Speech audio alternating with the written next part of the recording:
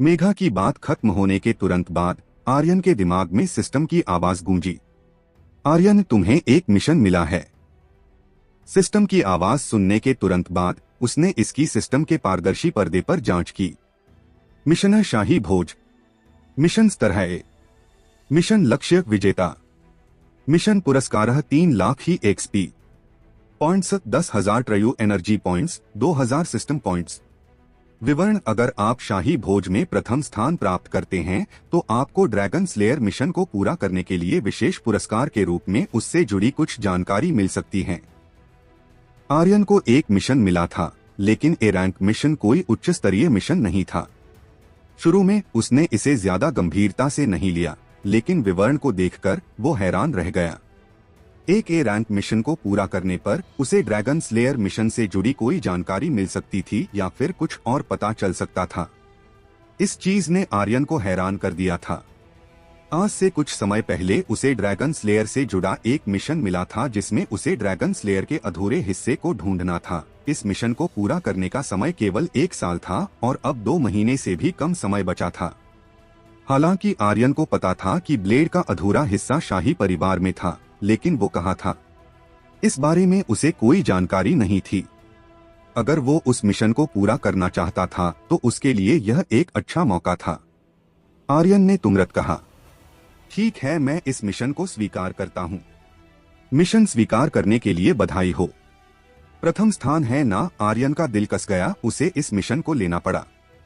Dragon slayer mission को पूरा करने के लिए 2 महीने से भी कम समय बचा था। अगर वो इसे पूरा नहीं करता तो वो ड्रैगन स्लेयर के अधूरे हिस्से को शायद ही कभी ढूंढ पाएगा।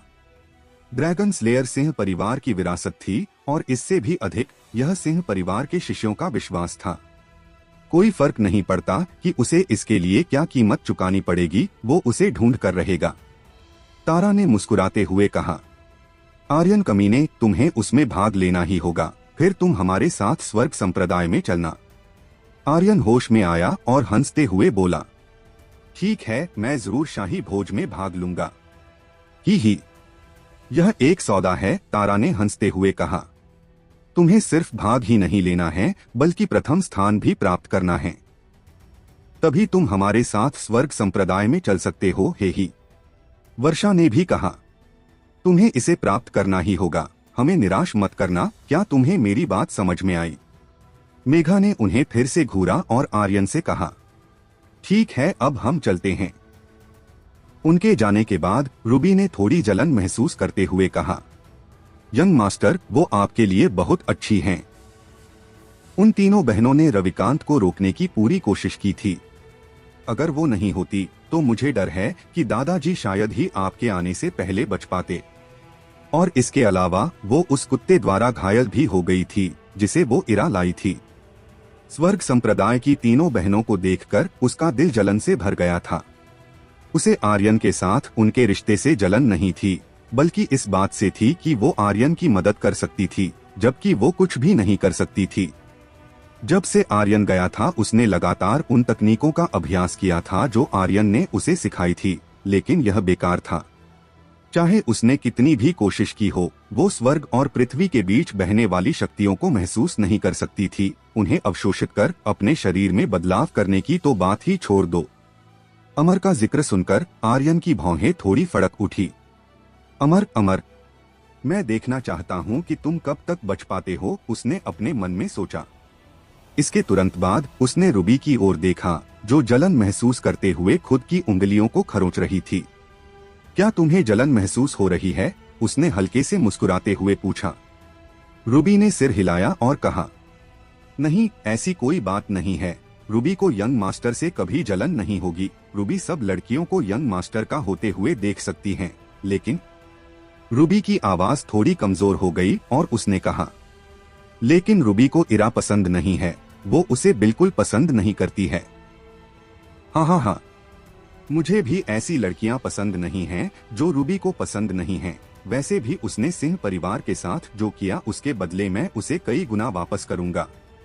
उसका दुख मेरे साथ सगाई का है। वो जितना ज्यादा सगाई तोड़ना चाहेगी उतना ही मैं उसे वो नहीं मिलने दूंगा जो वो चाहती है। मैं उसे तड़पा तड़पा कर सबक सिखाना चाहता हूँ, आर्यन ने मुस्कुराते हुए कहा।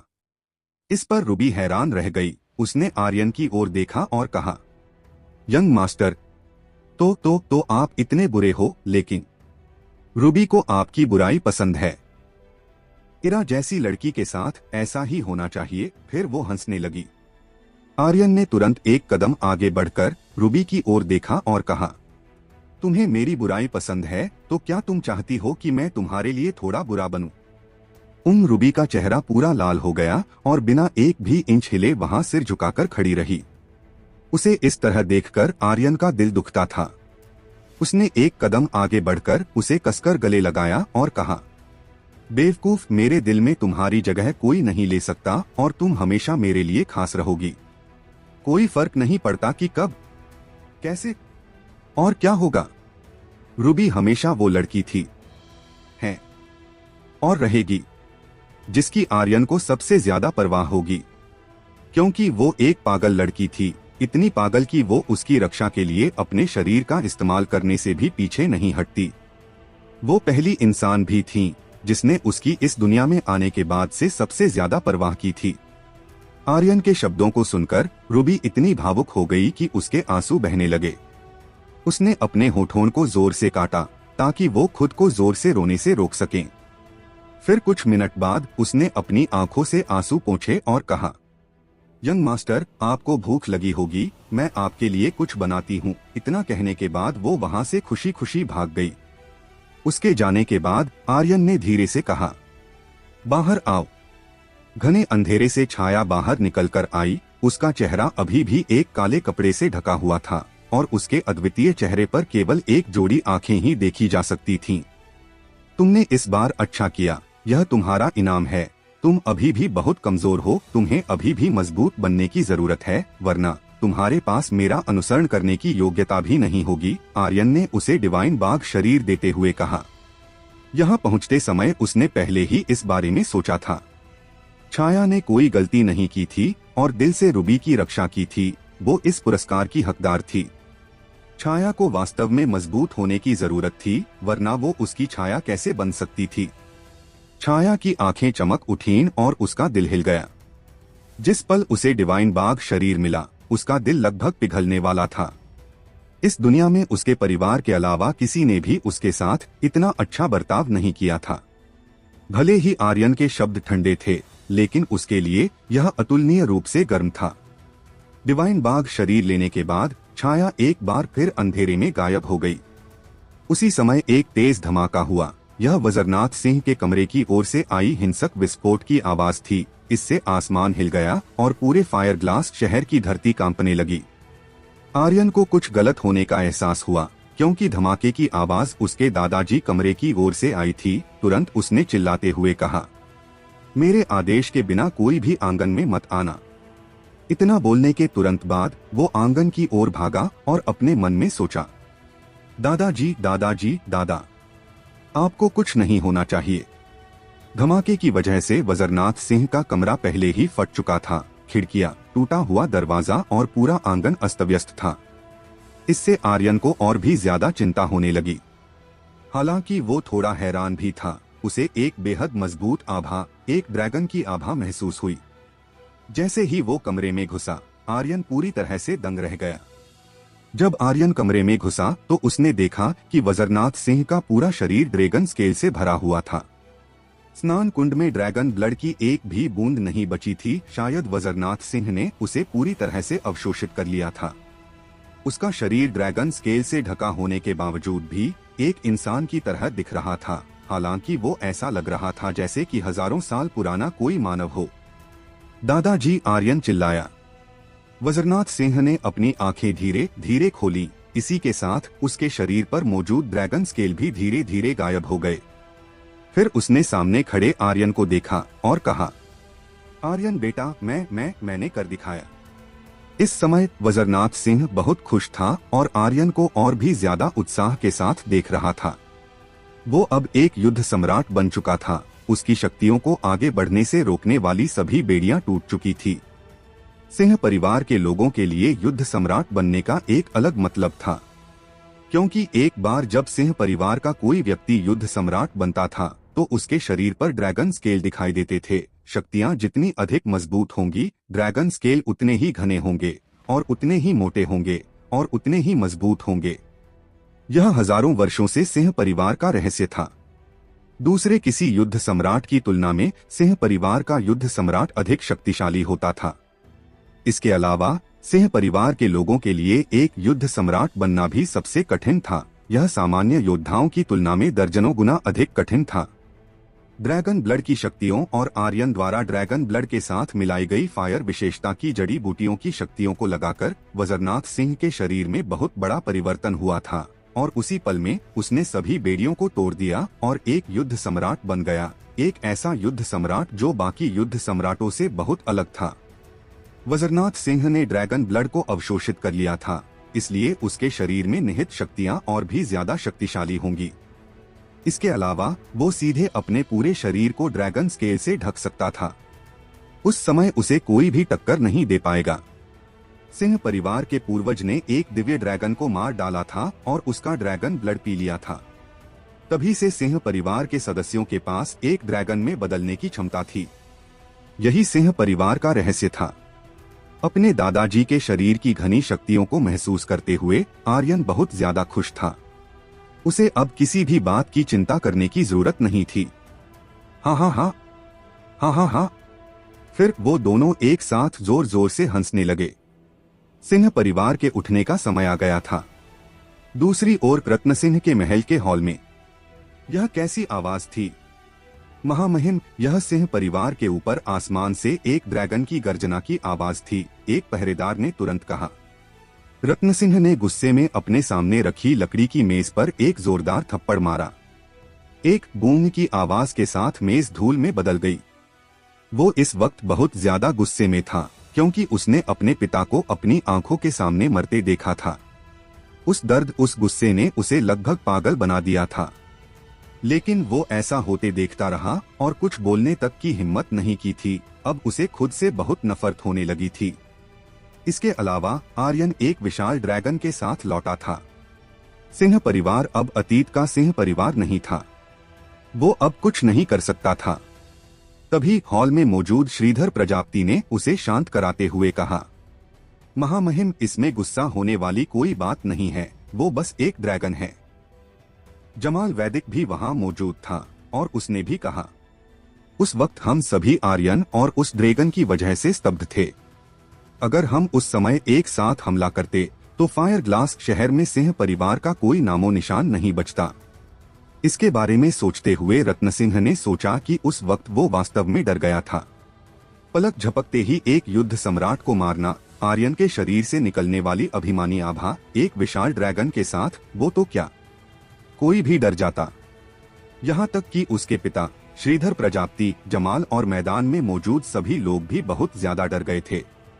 हालांकि अब यह कहने में बहुत देर हो चुकी थी। उनके लिए स्थिति निराशाजनक थी। तभी स्वर्ग संप्रदाय के काले कपड़ों वाले बूढ़े आदमी ने कहा, आर्यन की शक्तियां केवल युद्ध आत्मा स्तर पर है। इस तरह की शक्तियों के साथ उसके लिए रविकांत को मारना नामुमकिन है। इसके पीछे जरूर उस ड्रैगन का हाथ है। दरअसल वो वास्तव में एक ड्रैगन नहीं है, वो सिर्फ एक प्रकार का छिपकली ड्रैगन है जो उड़ सकता है। ड्रैगन्स में यह सबसे नीचे है और मैंने उसकी शक्तियों को थोड़ा महसूस किया है। वो एक परिपक्व ड्रैगन नहीं है। अगर वो एक डिवाइन ड्रैगन है तो भले ही मैं उसे जान से मार नहीं पाऊं, लेकिन मैं उसे रोक सकता हूं। उस समय काले कपड़ों वाला बूढ़ा आदमी भी दंग रह गया था। तरंग महाद्वीप पर हर किसी के लिए ड्रैगन अतुलनीय रूप से शक्तिशाली अस्तित्व था। यही कारण था कि वो उस वक्त डर गया था। काले कपड़ों वाले बूढ़े आदमी ने आगे कहा, वर्तमान सिंह परिवार सिर्फ एक भ्रम है। वो वास्तव में सिर्फ कचरे का एक बेकार टुकड़ा है। उनके पास कुछ भी नहीं है। रत्न सिंह का दिल गुस्से की आग से जल रहा था, लेकिन काले कपड़ों वाले बूढ़े आदमी के सामने उसने अपनी आवाज ऊंची नहीं की और सम्मानपूर्वक पूछा, बुजुर्ग, आपको क्या लगता है कि हमें क्या करना चाहिए? वो अब केवल स्वर्ग संप्रदाय पर ही भरोसा कर सकता था। यही उसके पास एकमात्र रास्ता था। जमाल और श्रीधर प्रजापति का भी अभी शाही परिवार में आने का कारण स्वर्ग संप्रदाय ही था, वरना रविकांत के मरने के बाद उन्हें शाही परिवार को ज्यादा आंखों पर चढ़ाने की जरूरत नहीं थी। काले कपड़ों वाले बूढ़े आदमी ने अपनी दाढ़ी को छुआ और धीरे से कहा, सिंह परिवार में सबसे शक्तिशाली व्यक्ति आर्यन नहीं है, ना ही वो ड्रैगन है, ना ही वो बुरी तरह से घायल वजरनाथ सिंह हैं, बल्कि सिंह सेना है। सिंह सेना के खत्म हो जाने के बाद सिंह परिवार के पास कुछ नहीं बचेगा। फायर ग्लास शहर में आने से पहले उसने सिंह परिवार के बारे में पता लगाया था। सिंह सेना का वास्तव में एक भयानक अस्तित्व था, खासतौर पर उनकी ड्रैगन जाल फॉर्मेशन, जिसे आज तक कोई नहीं तोड़ पाया था।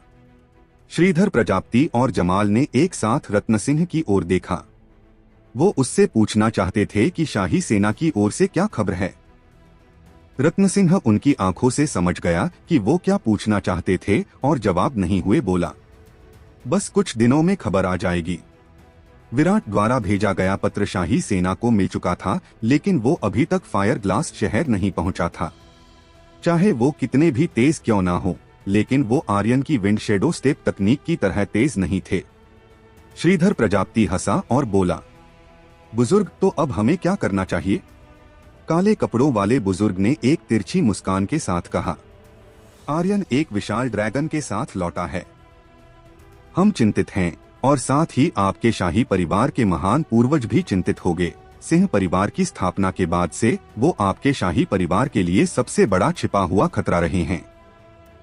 आपको शाही दरबार में सिंह परिवार के खिलाफ एक मुकदमा चलाना होगा, चाहे यह काम करे या नहीं करे। महान पूर्वज निश्चित रूप से आपका साथ देंगे। इसके अलावा हमें इंतजार करना होगा, काले कपड़ों वाले बूढ़े आदमी ने धीरे से कहा। महान पूर्वज शाही परिवार की राज सत्ता का वास्तविक शासक था। उसने भविष्य में किसी भी विपत्ति से बचने के लिए शाही परिवार को कई टुकड़ों में बांट रखा था, जैसे कि रविकांत का महल, शिशुपाल का महल और भी कई बुजुर्गों का महल था। उनमें से प्रत्येक के पास शाही परिवार की सत्ता के कुछ अधिकार और सैन्य शक्तियां थी। हालांकि अब रविकांत के मरने के बाद उसके कुलपति पद का अधिकार खत्म हो चुका था और उसके महल की ओर से शाही दरबार में बैठने वाला व्यक्ति रत्न सिंह होगा, लेकिन वो एक बुजुर्ग के पद पर होगा, ना कि कुलपति पद पर। अब हमें महान पूर्वज की ओर से कोई आदेश मिलने का इंतजार है। रत्न सिंह ने अपनी मुट्ठियां कसकर भींच ली और अपने मन में सोचा, बस तुम रुको आर्यन, मैं तुम्हारे शरीर को हजारों टुकड़ों में फाड़कर कुत्तों को खिलाऊंगा। फायर ग्लास शहर, हेवन सेक्ट शाखा। अमर बहुत ज्यादा गुस्से में था। कुछ ही समय पहले जब वो रत्न सिंह के महल से लौटा था तो इरा ने उसे इस हद तक नीची नजरों से देखा कि वो अपना सिर भी नहीं उठा पाया था। वो गुस्से में था क्योंकि आर्यन की वजह से उसकी सारी प्रतिष्ठा धूमिल हो गई थी। उसके दिल में हत्या का इरादा बहुत ज्यादा गहरा होता जा रहा था। वो आर्यन से नफरत करता था, इतना कि वो उसे अभी ढूंढकर मारना चाहता था, लेकिन उसने ड्रैगन की वजह से अभी आर्यन की तलाश करने की हिम्मत नहीं की। हालांकि उसके पास आर्यन से निपटने का एक तरीका था, वो था मेघा और बाकी दोनों बहनें। इस वक्त अमर के पीछे बुजुर्ग सांगरा खड़ा था और वो नीचे आवाज में बोला, युवा गुरु, गुस्सा मत हो। बुजुर्ग सांगरा माधवन का शिष्य था। माधवन अमर का पिता था और वो स्वर्ग संप्रदाय के उप संप्रदाय गुरु भी था। अमर ने एक गहरी सांस छोड़ी, फिर मेघा और बाकी दोनों बहनों की ओर देखा और कहा, आप तीनों ने वास्तव में स्थानीय मामलों में हस्तक्षेप करने की हिम्मत की है। सांगरा, संप्रदाय के नियमों के अनुसार हमें इन्हें कौन सी सजा देनी चाहिए? सांगरा ने तुरंत कहा, 50 कोड़े। ठीक है। लेकिन अमर इससे संतुष्ट नहीं था। वो उन्हें और सख्त सजा देना चाहता था। आप तीनों आंतरिक संप्रदाय के शिष्यों के रूप में नियमों को जानती हैं, फिर भी नियमों को तोड़ने की हिम्मत की। यह और भी ज्यादा गंभीर अपराध है। इसलिए आप तीनों में से हर एक को 100 कोड़ों की सजा दी जाएगी। अमर की आंखें बदले की आग से जल रही थी। इससे तारा को गुस्सा आ गया और उसने कहा, अमर, तुमने भी तो रविकांत का साथ देकर नियमों को तोड़ा है। यहाँ तक कि उस कमीनी इरा ने भी अपने दादा का साथ देने की हिम्मत नहीं की थी, लेकिन तुमने उसका साथ दिया। फिर क्या तुमने संप्रदाय के नियमों का उल्लंघन नहीं किया है? वर्षा ने भी कहा, तुम लॉ एनफोर्समेंट हॉल से हो, फिर तुम्हें हमें सजा देने का अधिकार किसने दिया? अमर बुरी तरह से हंसा और बोला, मैं नहीं दे सकता। लेकिन बुजुर्ग सांगरा तो दे सकता है ना? वो यहाँ का एक बुजुर्ग हैं। हाँ हाँ हाँ, बुजुर्ग सांगरा, क्या उन्हें सजा मिलनी चाहिए? सांगरा ने तुरंत कहा। हाँ। अमर ने फिर से पूछा, क्या मैंने संप्रदाय के नियमों का उल्लंघन किया है? सांगरा ने आगे कहा, नहीं। अमर जोर से हंसा और कहा, क्या आप तीनों ने सुना? सिंह परिवार छप्पर वाले आंगन में।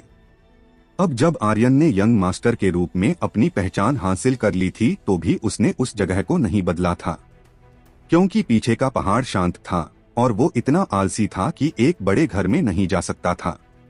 इस समय आर्यन अपनी टोडिंग स्किल, ड्रैगन स्लेयर तकनीक और बाकी तकनीकों का अभ्यास कर रहा था। वो अपने दिल में बहुत अच्छी तरह से जानता था, सतह पर भले ही तीनों स्तंभ और सिंह परिवार शांत हो गए थे, लेकिन वो सभी उस पत्र का इंतजार कर रहे थे जो शाही सेना की ओर से आने वाला था। एक बार जब वो पत्र आ जाएगा तो सभी महान शक्तियां निश्चित रूप से सिंह परिवार पर फिर से जोरदार जवाबी कार्रवाई करेंगी। हालांकि आर्यन भी इंतजार कर रहा था। वो सिंह सेना का इंतजार कर रहा था और उसने वाणी और स्नो वाइट को वापस भेज दिया था ताकि वो सिंह सेना के पास जा सकें और उसकी बदली कुछ योजनाओं के बारे में बता सकें। यह एक योजना थी जिसे उसने फायर ग्लास शहर के द्वार पर सिंह परिवार की स्थिति के बारे में सुनकर मौके पर ही बदल दिया था। आर्यन ने ड्रैगन स्लेयर को कसकर पकड़ लिया और उसे घुमाते हुए ड्रैगन स्लेयर तकनीक का इस्तेमाल किया। लाल रंग की खूनी शक्तियां और फायर की गर्म शक्तियां आपस में मिल गई और हवा को काटते हुए आगे बढ़ने लगी। उसने एक साथ लगभग 200 कट मारे, जिनकी शक्तियों से हवा भी धुंधली पड़ गई और सामने की एक चट्टान को धूल में बदल दिया। ड्रैगन स्लेयर तकनीक के लेवल 3 पर पहुंचने के बाद वो बस 205 कट एक साथ मार सकता था। अब उनकी संख्या को बढ़ाना अधिक से अधिक कठिन हो गया था। जैसे जैसे आर्यन की शक्तियां बढ़ती जाएंगी, वैसे वैसे ही उसके लिए अपनी शक्तियों और तकनीकों का लेवल बढ़ाना कठिन होगा। उसे निपुणता पॉइंट्स जमा करने की जरूरत थी, लेकिन ड्रैगन स्लेयर तकनीक को लेवल 4 पर पहुंचाने के लिए 80,000 निपुणता पॉइंट्स की जरूरत थी। इसका लेवल बढ़ाना बहुत मुश्किल था। फिर आर्यन ने लगातार 4 दिनों तक अपनी तकनीकों का अभ्यास किया।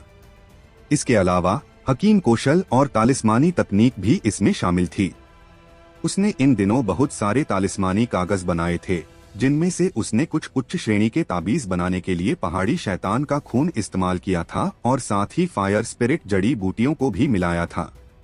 आर्यन ने उनमें से कुछ को अपने पास रखा और बाकी को आर्यध्वज हॉल के बुजुर्ग महाजन को दे दिया था।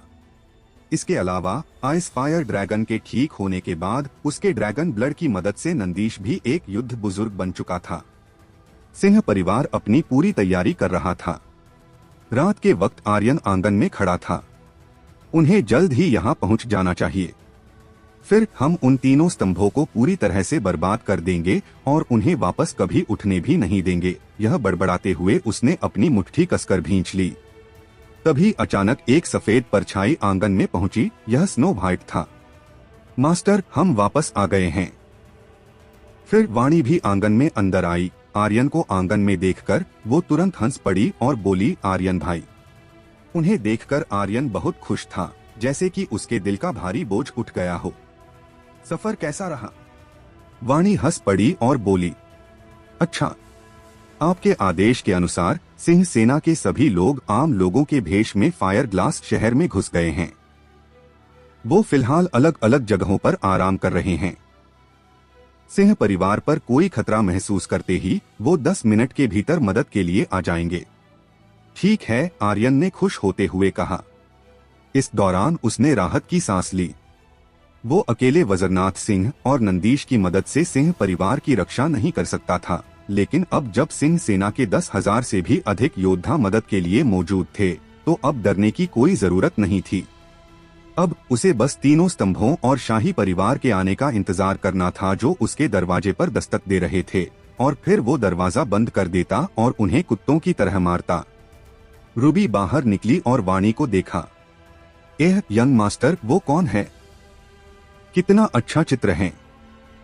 आर्यन ने वाणी को फिर से देखा। उसके शरीर पर तेंदुए की खाल के कपड़ों के अलावा कुछ नहीं था, जो बस घुटनों तक मौजूद थे। यहाँ तक कि उसकी जांघ पर बना तेंदुए का चित्र भी साफ दिख रहा था। यह इंसानी बस्ती थी, ना कि कोई जंगल। उसने तुरंत रूबी से कहा, रूबी, उसे बदलने के लिए साफ कपड़े दो।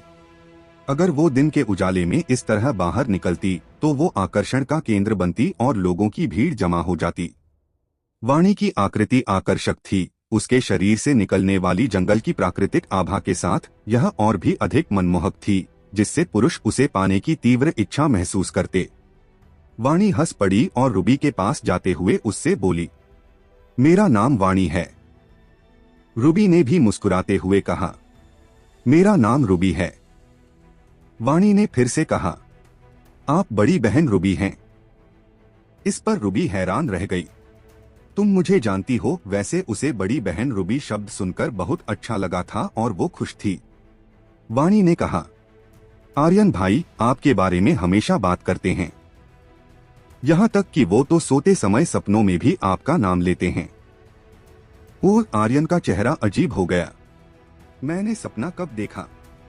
इससे रूबी और ज्यादा खुश हो गई। फिर उसने वाणी का हाथ पकड़कर अंदर खींचते हुए कहा, यंग मास्टर को नजरअंदाज करो, मैं तुम्हें अपने कपड़े बदलने के लिए देती हूँ। फिर थोड़ी देर बाद अंदर से आवाज आने लगी, तुम्हारे वो बहुत बड़े हैं। वाह, तुम्हारा शरीर भी बहुत अच्छा है। क्या यंग मास्टर ने तुम्हारे साथ कुछ किया नहीं? नहीं। क्या वो सच में एक पुरुष हैं ना? क्या वो इसे भी सह सकते हैं? मुझे वास्तव में यंग मास्टर के मानसिक धैर्य के इतने मजबूत होने की उम्मीद नहीं थी। अंदर दोनों लड़कियां खुशी से बात कर रही थी। उनकी आवाजों को सुनकर आर्यन आंगन में उलझन में था। कुछ ही समय बाद छाया भी उनकी बातों में शामिल हो गई। अब उसे आखिरकार समझ में आ गया कि 3 औरतों द्वारा किसी का घर बिगाड़ने का क्या अर्थ है। थोड़ी देर बात करने के बाद यह सिर्फ कुछ बातें नहीं रह गई थी, बल्कि एक नाटक बन गया था। आह! आर्यन ने एक आह भरी। वो अभी भी सिंह सेना की स्थिति के बारे में पूछना चाहता था, लेकिन ऐसा लग रहा था कि अब ऐसा करने का कोई तरीका नहीं था। उन तीनों को बातों में मगन देख आर्यन जल्दी से वहां से अपने दादाजी के आंगन में भाग गया। शाही परिवार रत्नसिंह के महल में रविकांत के मरने के बाद अब रविकांत का महल रत्नसिंह का महल नाम से जाना जाता था। ठीक है, रत्नसिंह खुशी से तेज आवाज में चिल्लाया। उसका चेहरा लाल हो गया और आगे कहा, ये तो बहुत अच्छी खबर है। हमारी सेना ने पूरी जीत हासिल कर ली है। अब इस दुनिया में सिंह सेना नाम की कोई सेना नहीं है। हा हा हा। सिंह सेना के बिना सिंह परिवार की आखिरी उम्मीद भी खत्म हो चुकी है। आर्यन कुत्ते, अब मैं देखता हूँ कि तुम क्या करते हो और तुम्हें कौन बचा सकता है। वो बहुत ज्यादा खुश था और जोर जोर से हंस रहा था। दिनेश द्वारा व्यक्तिगत रूप से लिखे गए पत्र को पढ़ते हुए वो बेहद आश्वस्त था। जब उसने इस बारे में सोचा कि अंधेर घाटी में तैनात सेना अब उसकी यानी कि रत्नसिंह महल की शाही सेना थी, तो वो और ज्यादा खुश हो गया। शाही परिवार के महान पूर्वज महिपाल ने शाही परिवार को अलग अलग महलों में बांट रखा था और उन सभी के पास कुछ अधिकार और सैन्य ताकत थी। इसी तरह रविकांत के महल के पास भी कुछ शाही सेना की सैन्य ताकत थी और उसी ने अंधेर घाटी में मौजूद सिंह सेना पर हमला किया था। हॉल में मौजूद श्रीधर प्रजापति और जमाल भी खुश हो गए, लेकिन उनके दिल कांप रहे थे, क्योंकि अब सिंह सेना की कमान रत्नसिंह महल के पास थी और अगर उसकी शाही सेना और सिंह सेना को मिला दिया जाए तो वो एक शक्तिशाली सेना बना सकता था। इससे वो शाही परिवार में तख्ता पलट कर सकता था और उनके इस आंतरिक मामले में पूरा फायर ग्लास शहर चपेट में आता और इससे तीनों स्तंभ भी अछूते नहीं रहते। फिर चाहे उनके पास कोई युद्ध सम्राट भी ना हो। काले कपड़ों वाला बूढ़ा आदमी थोड़ा मुस्कुराया और कहा, महामहिम, मौका आ गया है। रत्नसिंह ने तुरंत पूछा, बुजुर्ग, आपकी क्या योजनाएं हैं? काले कपड़ों वाले बूढ़े आदमी ने अपनी आंखें घुमा लीं और कहा, शाही भोज में अभी भी 10 दिन बाकी हैं। उस समय शाही परिवार निश्चित रूप से फायर ग्लास शहर की युवा प्रतिभाओं को आमंत्रित करेगा और आर्यन निश्चित रूप से उनमें से एक होगा। अगर आर्यन वहां जाता है तो वो ड्रैगन भी उसके साथ जाएगा। तब सिंह परिवार के पास केवल वजरनाथ सिंह और नंदीश बचे रहेंगे, जो 2 गंभीर रूप से घायल लोग हैं। सिंह परिवार के आधे कचरे वाले शिष्यों के समूह के अलावा उनके पास कोई नहीं होगा। उस समय रत्नसिंह जोर जोर से हंसने लगा। श्रीधर प्रजापति और जमाल भी हंसने लगे और अपने मन में सोचा, यह आदमी सच में बहुत खतरनाक है। फिर रत्नसिंह ने हंसते हुए कहा, आर्यन के जाने के बाद सिंह परिवार का बचाव खाली हो जाएगा। अगर ऐसा हुआ तो सिंह परिवार को मुझसे कोई नहीं बचा सकता। इसके तुरंत बाद वो जोर से चिल्लाया, जल्दी से यहाँ कोई आओ। तभी एक पहरेदार जल्दबाजी में अंदर आया। फिर रत्नसिंह ने उससे कहा, मेरे तूफान घोड़े को लो और जितनी जल्दी हो सके हमारी शाही सेना के शिविर में पहुंचो। वहां उनसे 10,000 से ज्यादा सैनिकों के साथ फायर ग्लास शहर में आने के लिए कहना। जहां तक सेनापति दिनेश का सवाल है, उसे अंधेर घाटी में रहने के लिए कहना। रत्नसिंह ने सोचा कि सिंह सेना को अभी अभी शामिल किया गया था, इसलिए उनका मनोबल निश्चित रूप से बहुत स्थिर नहीं था। इस समय दिनेश को अंधेर घाटी में रुकने की जरूरत थी। ठीक है महामहिम, यह बोलते हुए पहरेदार वहां से तुरंत निकल गया। रत्नसिंह जोर से हंसा। इसे दोहरी दवा का मजा कहते हैं। इस बार मैं निश्चित रूप से सिंह परिवार को रौंद कर मार दूंगा। मैं अपने पिता का बदला लेना चाहता हूँ। यंग मास्टर, यह ठीक वैसा ही है जैसा आपने सोचा था। रत्नसिंह के महल ने किसी को शाही सेना के शिविर में भेजा है। वो शायद हमारे सिंह परिवार से निपटने के लिए शाही सेना को फायर ग्लास शहर में बुलाने की सोच रहे होंगे, विराट ने आर्यन से कहा। वो रत्नसिंह के महल के बाहर जासूसी कर रहा था। जब उसने रत्नसिंह के तूफान घोड़े को बाहर निकलते देखा और उस पर किसी और को सवारी करते देखा तो वो तुरंत समझ गया और आर्यन को इस बारे में बताने आ गया। आर्यन के चेहरे पर एक मुस्कान फैल गई और उसने कहा, ऐसा लगता है कि रत्नसिंह थोड़े समय तक कुछ नहीं करना चाहता और वो शाही सेना का इंतजार कर रहा है। अगर ऐसा है। इसके बाद उसके दिमाग में हलचल मच गई और वो अचानक बोला, शाही भोज। वो जरूर शाही भोज वाले दिन कदम उठाना चाहता है। फिर आर्यन ने हंसते हुए कहा, रत्नसिंह, तुम वास्तव में बहुत चालाक हो। मेरे सिंह परिवार छोड़ने के बाद कदम उठाना चाहते हो और हमला करना चाहते हो। हाँ हाँ हाँ। इसके बाद आर्यन ने तुरंत कहा, विराट, वापस अंधेर घाटी जाओ और जैसे ही शाही सेना ड्रैगन घाटी से बाहर निकले उनके जाने के तुरंत बाद उनके शिविर पर कब्जा कर लो। मैं चाहता हूं कि रत्नसिंह के पास चलने को कोई चाल ही ना बचे। फिर देखते हैं कि कौन किसका वेतन लेता है। I.P ड्रैगन घाटी में रत्नसिंह के महल की सेना तैनात है और उनका शिविर है। विराट ने तुरंत कहा, ठीक है यंग मास्टर, मैं निकलता हूँ। विराट के जाने के बाद आर्यन एक बार फिर अपने दादाजी के आंगन की ओर चला गया। Boom boom boom. Vajranath Singh के कमरे से एक तेज धमाके की आवाज सुनाई दी। एक शक्तिशाली आभा पूरे आंगन में फैल गई। यह खतरनाक शक्तियां वजरनाथ सिंह के शरीर से बाहर निकल रही थी। उसके शरीर में एक बार फिर बदलाव हुआ था और उसकी शक्तियां पहले से ज्यादा मजबूत हो गई थी। आर्यन ने खुश होते हुए कहा, बधाई हो दादाजी, आप फिर से अपनी शक्तियों को बढ़ाने में सफल रहे।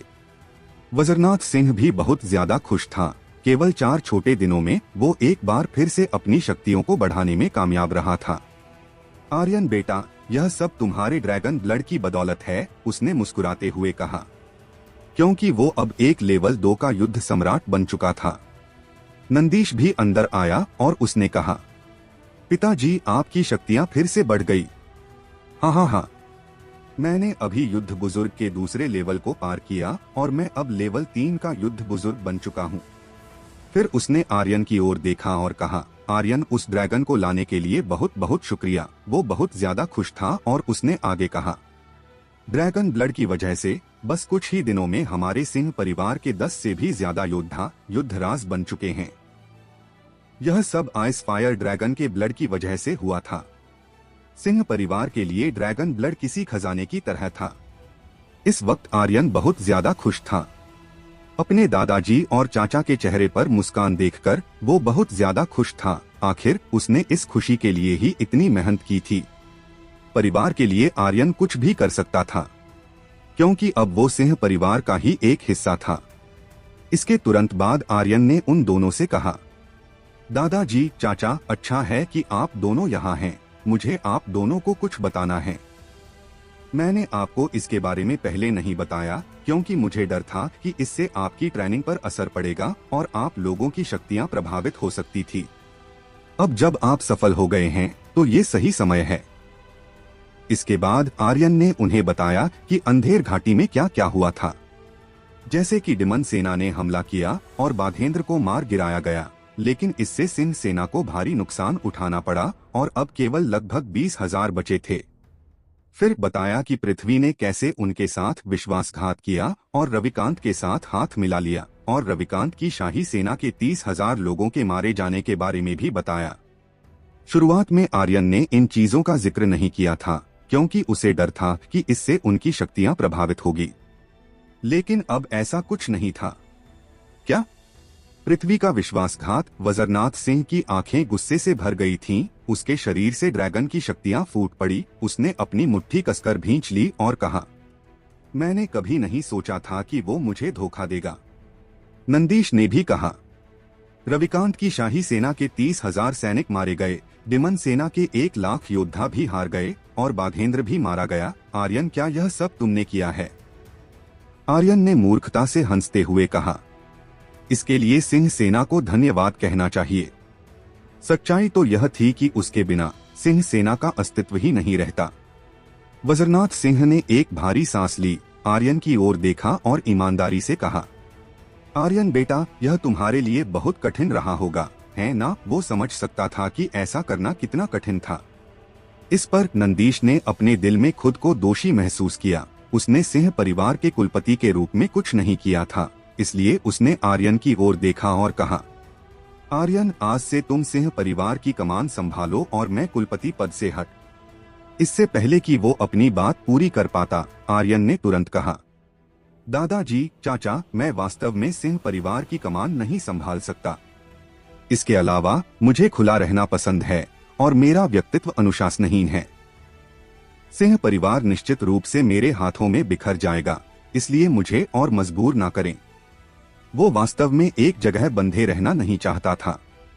उसे अभी बहुत कुछ हासिल करना था, जिसमें उसका सबसे बड़ा मकसद शक्तियां हासिल कर वापस अपनी दुनिया में लौटकर उन सबसे बदला लेना था जिन्होंने उसे मारा था। जहां तक सिंह परिवार के कुलपति पद की बात है, उसे इसमें थोड़ी भी दिलचस्पी नहीं थी। ये भी एक कारण था कि उसने हमेशा अपने दादाजी और चाचा जी को मजबूत बनाने के लिए सिंह परिवार को आगे बढ़ाने की पूरी कोशिश की थी। अगर वो शक्तिशाली बन जाते हैं तो वो इससे बंधा नहीं रहता। आर्यन ने आगे कहा, चाचा जी, आप ही कुलपति पद के लिए सबसे बेहतर है, मुझे इसके लिए मजबूर मत करें। फिर उसने उनका जवाब का इंतजार किए बिना बात का विषय बदलते हुए कहा, मुझे खबर मिली है कि रत्न सिंह ने अपनी शाही सेना को वापस फायर ग्लास शहर बुलाया है।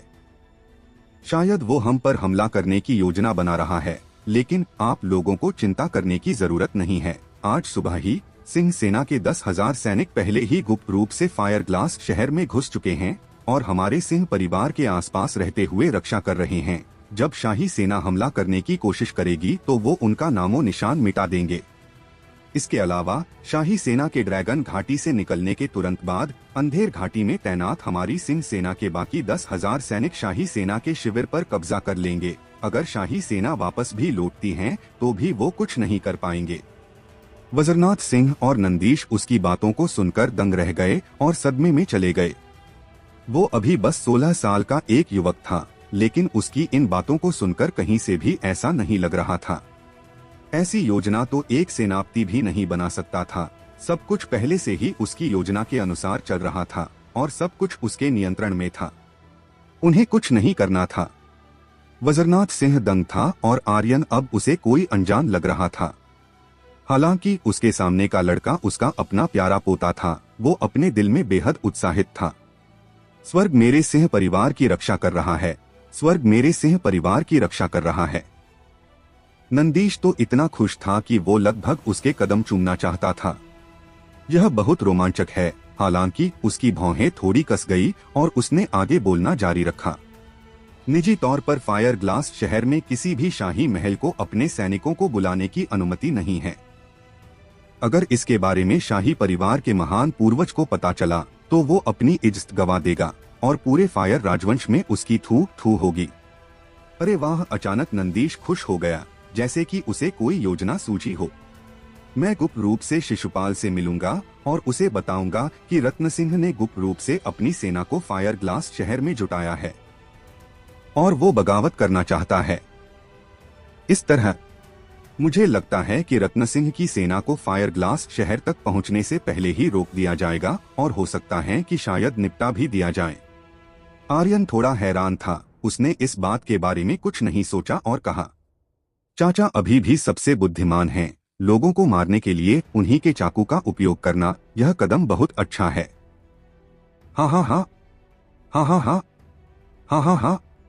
वो तीनों एक ही समय में जोर से हंसे। वजरनाथ सिंह ने आखिरकार पूछा, आर्यन बेटा, क्या तुम इस बारे में पता कर सकते हो कि वो सिंह परिवार पर हमला कब करेंगे? आर्यन ने कहा, अगर मेरा अनुमान गलत नहीं है तो ये शाही भोज के दिन होना चाहिए। वो अभी भी आइस फायर ड्रैगन से डरते हैं, इसलिए वो तब हमला करेंगे जब मैं सिंह परिवार में नहीं रहूंगा। ठीक है, इस बार हमें इस रत्नसिंह महल के किस्से को हमेशा के लिए निपटाना होगा। अगर शाही परिवार का एक भी प्यादा गिरेगा तो वो और भी ज्यादा कमजोर होगा। महान पूर्वज को चाल चलना पसंद है ना, तो हम उसे उसी के खेल में हराएंगे। वजरनाथ सिंह की आंखें गुस्से में लाल थी। उसके शरीर से एक अहंकारी और दबंग आभा निकल रही थी। शाही परिवार के लिए हमेशा से सिंह परिवार सबसे बड़ा खतरा रहा है। हालांकि महिपाल चाहता तो सिंह परिवार को एक बार में नष्ट कर सकता था, लेकिन वो फायर ग्लास राजवंश के कानूनों से बंधा हुआ था और वो सीधे तौर पर फायर ग्लास शहर में किसी भी परिवार पर हमला नहीं कर सकता था। ये भी एक कारण था कि उसने शाही परिवार को महलों में बांट रखा था ताकि वो उन पर कभी भी हमला कर सके। और अगर इस बारे में राजवंश की सत्ता में खबर फैलती है तो वो यह कहकर इस बात को झुठला सकता था कि यह उसके एक बुजुर्ग के महल ने उसके साथ बगावत कर दी थी, फिर वो इससे आसानी से बच जाता। हालांकि जैसे शाही परिवार के लिए सिंह परिवार सबसे बड़ा खतरा था, उसी तरह सिंह परिवार के लिए तीनों स्तंभ नहीं बल्कि शाही परिवार सबसे बड़ा खतरा था। वो हमेशा तीनों स्तंभों को प्यादे की तरह आगे कर और खुद पीछे रहकर उन पर हमला करते थे। अगर ये उनके पूर्वजों के खून द्वारा अब तक सींचा नहीं गया होता तो सिंह परिवार का इस दुनिया में कोई अस्तित्व नहीं होता। लेकिन इस बार महिपाल ने कभी सोचा भी नहीं होगा कि सिंह परिवार क्या चाल चलने वाला था। वो उसकी इस ताकत को उसकी कमजोरी बनाकर उसके साथ खेलने वाले थे। अगले कुछ दिन अतुलनीय रूप से शांतिपूर्ण रहे। यह फायर ग्लास शहर में आने वाले तूफान से पहले की शांति थी। रत्नसिंह महल, प्रजापति परिवार, वैदिक परिवार, ब्रह्मा परिवार, किसी ने कोई कदम नहीं उठाया था। इस बार बाहरी दुनिया सिंह परिवार से हैरान थी। हालांकि वो सभी अपने दिलों में जानते थे कि वो इंतजार कर रहे थे। रत्नसिंह महल की सेना के आने का इंतजार कर रहे थे और शाही भोज के आने का भी इंतजार कर रहे थे। सब कुछ बहुत शांत था। किसी को कुछ नहीं पता था कि इस बार यह शांति किसके लिए अशांत होने वाली थी। बस सबके अपने अपने अनुमान थे, सबकी अपनी अपनी चालें थी, लेकिन किसके पास हुक्म का पत्ता निकलेगा किसी को कुछ नहीं पता था। इन चंद दिनों में शक्तियों और तकनीकों के अभ्यास के अलावा आर्यन लगातार अपनी दूसरी स्किल्स का भी अध्ययन कर रहा था, जैसे कि तालिस्मान, हकीम कौशल और रिफाइनिंग के संबंध में उसने पहले से ही फायर एसेंस को लेवल 9 तक फ्यूज कर दिया था। अगर वो अभी एक हथियार को रिफाइन करने में सफल रहा तो वो एक उच्च श्रेणी का हथियार होगा।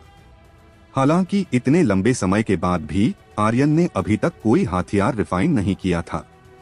ऐसा इसलिए था क्योंकि उसके पास अभी ज्यादा वक्त नहीं था।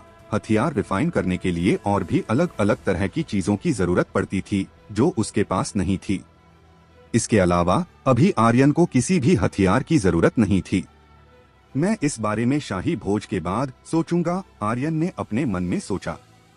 फिर उसने रूबी को आवाज दी, रूबी, मैं थोड़ी देर के लिए बाहर जा रहा हूँ। रूबी ने बस इतना कहा। ठीक है, ऐसा लग रहा था कि उसे उसकी कोई परवाह नहीं थी। पहले ऐसा बिल्कुल नहीं था। वाणी के आने बाद से दोनों लड़कियां एक हो गई थी। यह ऐसा था जैसे वो एक प्रकाश बल्ब बन गया था जिसमें अस्तित्व की कोई भावना नहीं थी। आह, आर्यन ने आह भरी। यह किस तरह की दुनिया है? फिर वो मुस्कुराया और मुख्य सड़क की ओर चला गया। उसे पिल्स को रिफाइन करने के लिए कुछ खास जड़ी बूटियों की जरूरत थी, खास तौर पर हीरकुंडी पिल के लिए। वो उसे थोड़ा सुधारना चाहता था ताकि उसकी शक्तियां और अधिक बढ़ सकें। किस्मत से उसने वीरान पर्वत में फायर स्पिरिट जड़ी बूटियों का एक बड़ा ढेर इकट्ठा किया था। अगर वो उन्हें पिल्स बनाने में इस्तेमाल करता है तो वो और ज्यादा मजबूत होंगी और उनका असर भी उतना ही अधिक मजबूत होगा। आधे घंटे बाद आर्यन आर्यध्वज हॉल की अमृत दुकान पर पहुंच गया। उसे यहाँ आखिरी बार आए हो 2 महीने से ज्यादा हो चुके थे। पिछली बार महाजन ने उससे जो शब्द कहे थे उन्हें याद करते हुए वो अपने दिल में एक व्यक्ति के बारे में सोचने से खुद को रोक नहीं पाया। मेघना, अमृत दुकान की पूर्व पवेलियन मास्टर। आर्यन उसका बहुत ऋणी था। अगर उसने हीरकुंडी में सफलतापूर्वक सुधार किया तो वो उसके आभार के प्रतीक के रूप में आर्यध्वज हॉल को उसे देना चाहता था। जब जगदीश ने आर्यन को देखा तो उसका चेहरा चौंक गया। यंग मास्टर आर्यन यहाँ है, यंग मास्टर आर्यन यहाँ है। उसी समय नए पैवेलियन मास्टर फहीम की खांसी की आवाज गूंजी। इससे जगदीश ने आवाज करने की हिम्मत नहीं की, वो बहुत डर गया था। आर्यन दुकान में घुसा और पूछा, जगदीश बुजुर्ग महाजन कहाँ है? तभी फहीम ने ठंडी आवाज में कहा, महाजन पीछे गोलियां रिफाइन कर रहा है। अगर तुम्हें कुछ कहना है तो मुझसे कहो। उसकी आंखें ठंडी हो रही थीं। इसके अलावा उसकी आंखें तिरस्कार से भर गई थीं। आर्यन ने एक नजर फहीम को देखा और थोड़ा नाखुश महसूस करते हुए कहा, मैं केवल बुजुर्ग महाजन से बात करना चाहता हूँ, मुझे दूसरे लोगों में कोई दिलचस्पी नहीं है। ये सच है कि बुजुर्ग महाजन एक हकीम हैं, लेकिन उसे कभी भी खुद से गोलियों को रिफाइन करने की जरूरत नहीं पड़ी। फिर वो अब गोलियों को रिफाइन क्यों कर रहा है? शायद इस आदमी ने उसके लिए चीजों को मुश्किल बना दिया होगा, आर्यन ने अपने मन में सोचा। उसकी बात सुनकर फहीम ने तीखी आवाज में कहा, चूंकि तुम्हें दिलचस्पी नहीं है तो कृपया अमृत दुकान से बाहर निकल जाओ। आर्यन की भौहें फड़क उठी इससे पहले कि वो कुछ बोल पाता। फहीम ने हंसते हुए कहा, अरे तुम अभी तक नहीं गए? क्या तुम चाहते हो कि मैं तुम्हारे पीछे कुत्तों को लगाऊं? हाँ हाँ हाँ। यह सुनकर आर्यन की मुट्ठियां कसकर भींच गई और वो इससे बहुत ज्यादा नाखुश था। अगर यह तथ्य नहीं होता कि महाजन और मेघना ने उसके साथ अच्छा व्यवहार किया था तो वो तुरंत अपने सामने के आदमी को बिना किसी जवाब के थप्पड़ मार देता। हफ आर्यन ने एक गहरी सांस लेते हुए अपनी मुट्ठी ढीली की और जाने के लिए मुड़ गया।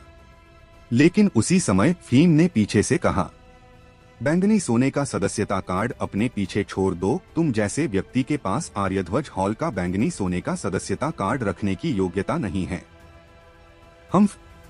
मुझे वास्तव में नहीं पता कि वो बुद्धिहीन लड़की मेघना क्या कर रही थी। पता नहीं किस कचरे के टुकड़े बैंगनी सोने का कार्ड दे दिया।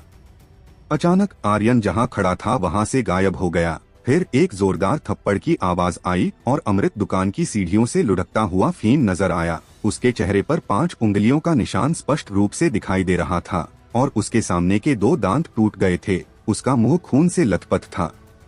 फिर आर्यन उसकी बगल में दिखाई दिया और एक ठंडी आवाज में बोला, इससे कुछ फर्क नहीं पड़ता कि तूने मेरे बारे में क्या कहा, लेकिन तू अपनी गंदी जबान से मेघना नाम नहीं ले सकता। वो मेघना का आभारी था। फिर वो किसी को अपने सामने उसका अपमान करते हुए कैसे देख सकता था? फहीम की आंखों से आग की तेज लपटें निकल रही थी और वो मुंह से खून उगल रहा था। फिर वो जमीन से ऊपर की ओर रेंगते हुए चिल्लाया, आर्यन, लगता है कि तुम जीने से थक गए हो। जो तुमने मुझ पर हमला करने की कोशिश की, क्या तुम जानते हो कि मैं कौन हूँ?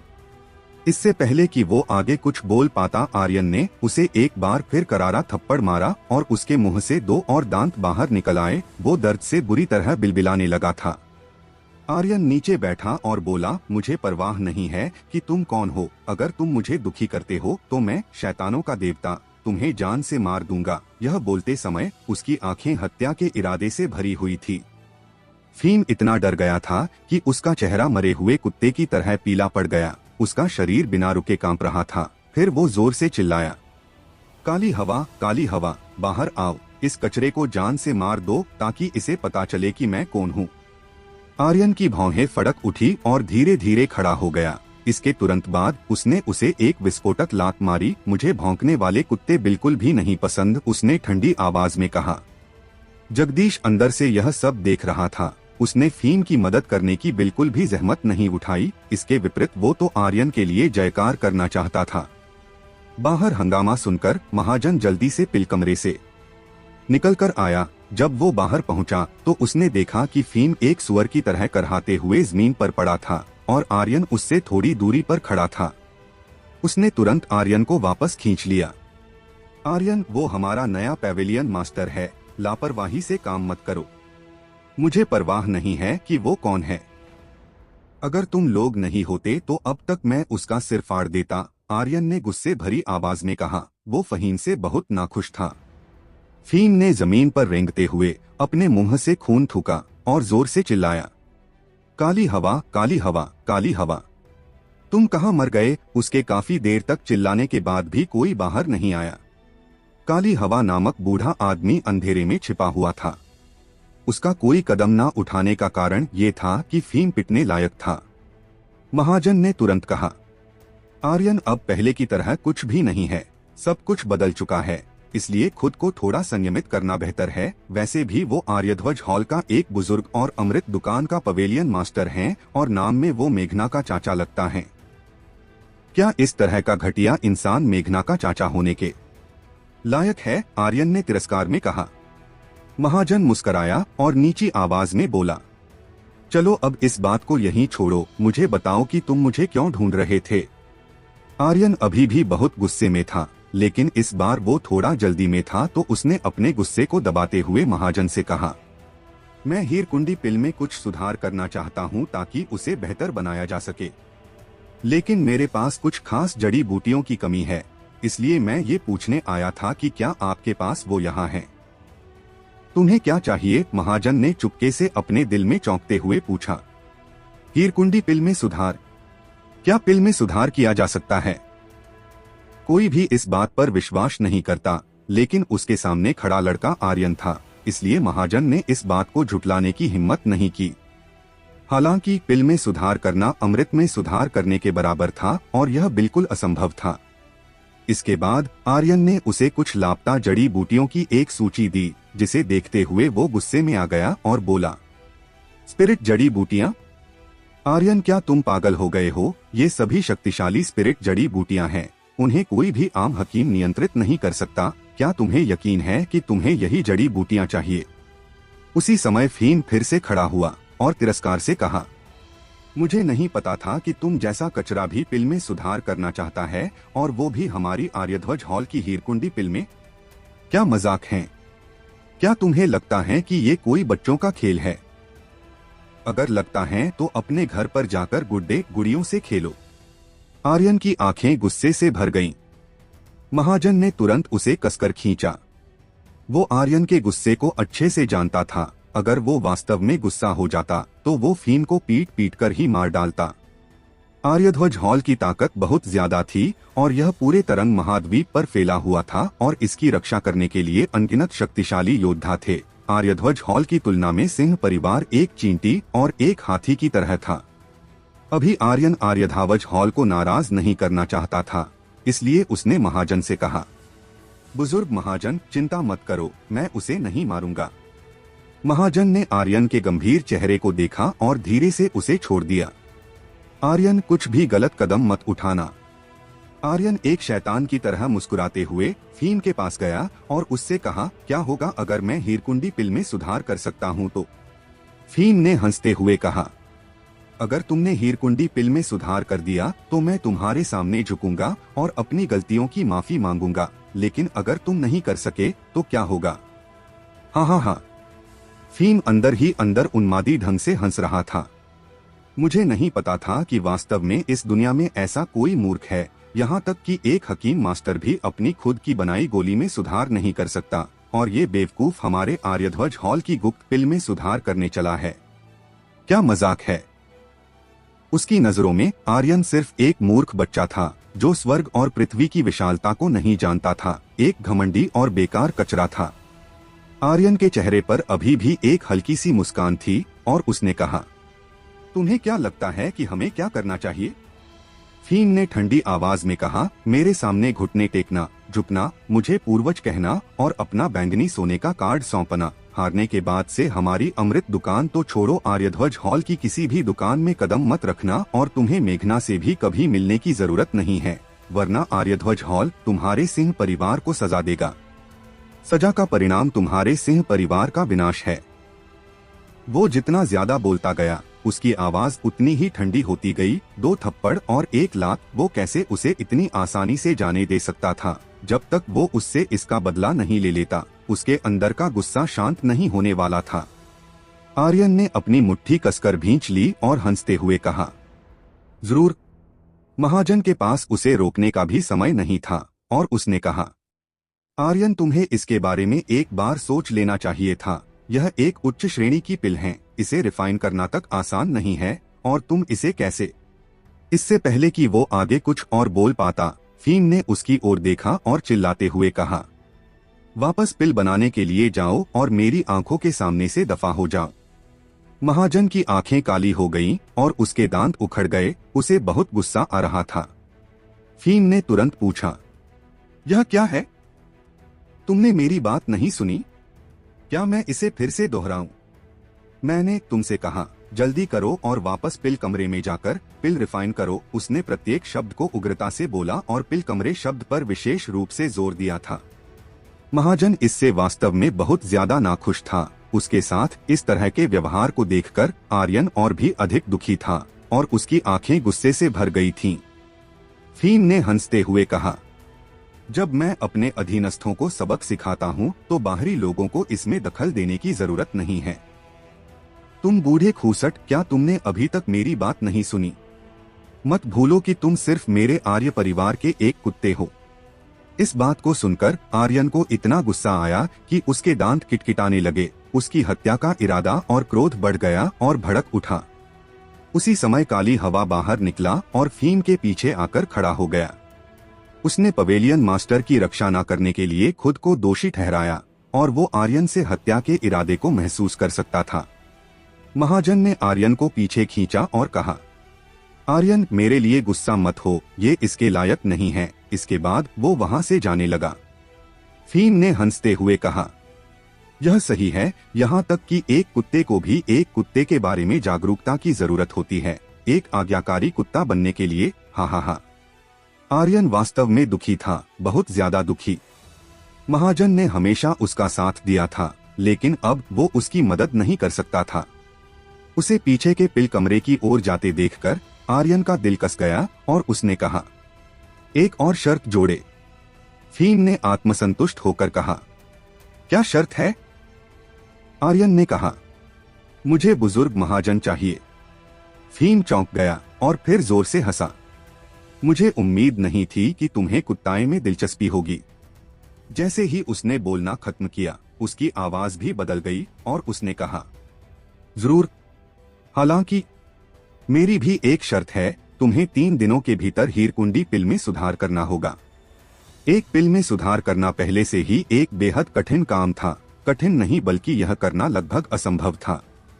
अब जब 3 दिनों की समय सीमा थी तो इसे पूरा करना और भी ज्यादा असंभव था।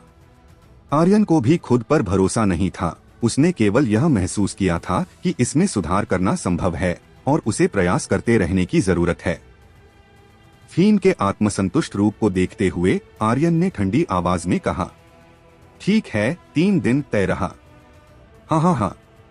फीन जोर से हंसा और आर्यन की ओर देखते हुए बोला, घुटने टेकने और मेरे सामने झुकने के लिए तैयार हो जाओ। हाँ हाँ हाँ।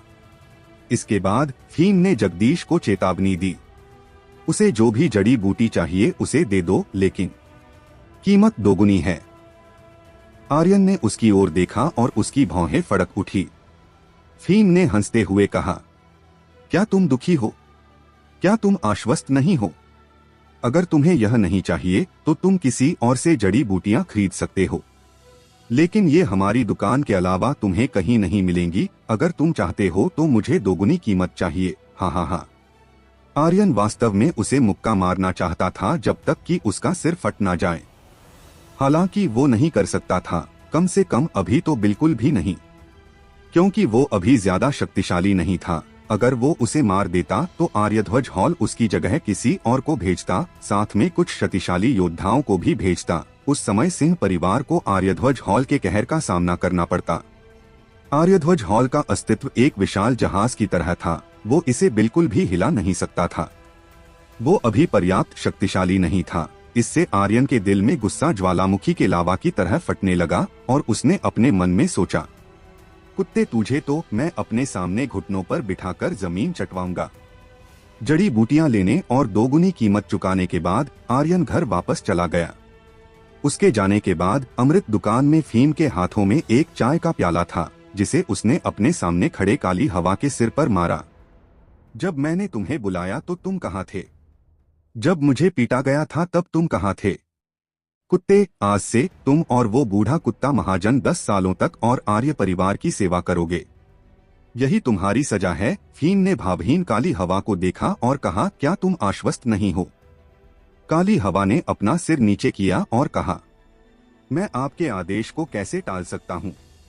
अगर नहीं टाल सकते तो अब मेरे सामने से दफा हो जाओ, फीम ने उग्रता से कहा। उसी समय वो अमृत दुकान से बड़े कदमों में बाहर निकल गया और अपने आप में सोचा, तुम सभी कुत्ते बस इंतजार करो, मैं भी देखता हूँ कि तुम लोग मेरे सामने दुम कैसे नहीं हिलाते। फीम बेलगाम था और अब उसके पास बेलगाम होने के लिए फायर ग्लास राजवंश की राजधानी थी, शायद जो उसकी ताकत की शुरुआत के लिए सबसे सही जगह थी। उसने आर्यध्वज हॉल में एक उच्च पद संभाला था और यह पद फायर ग्लास राजवंश की राजधानी में यानी कि फायर ग्लास शहर में मौजूद एक छोटी सी अमृत दुकान थी। इस दुकान के अलावा आर्यध्वज हॉल का बहुत सा व्यवसाय भी था, यहाँ तक कि कुछ ऐसे व्यवसाय भी थे जिनके बारे में फहीम को पहले नहीं पता था। इस बार वो आर्यन को जाने नहीं देगा, तभी वो फायर ग्लास शहर को अपनी ताकत दिखा पाएगा। बहुत जल्दी, आधे दिन से भी कम समय में फायर ग्लास शहर के आधे से ज्यादा लोगों को आर्यन और फीम के बीच की शर्त के बारे में पता चल गया। सब आपस में चर्चा कर रहे थे।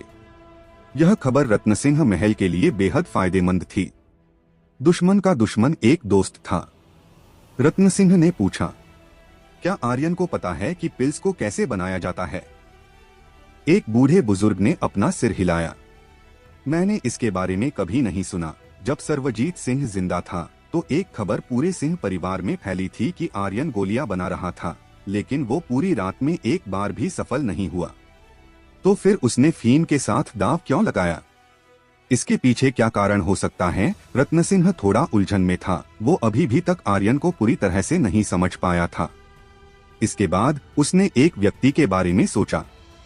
गुरु, काले कपड़ों वाला बूढ़ा आदमी स्वर्ग संप्रदाय का हकीम गुरु था। शायद। विफलता, निपुणता +1।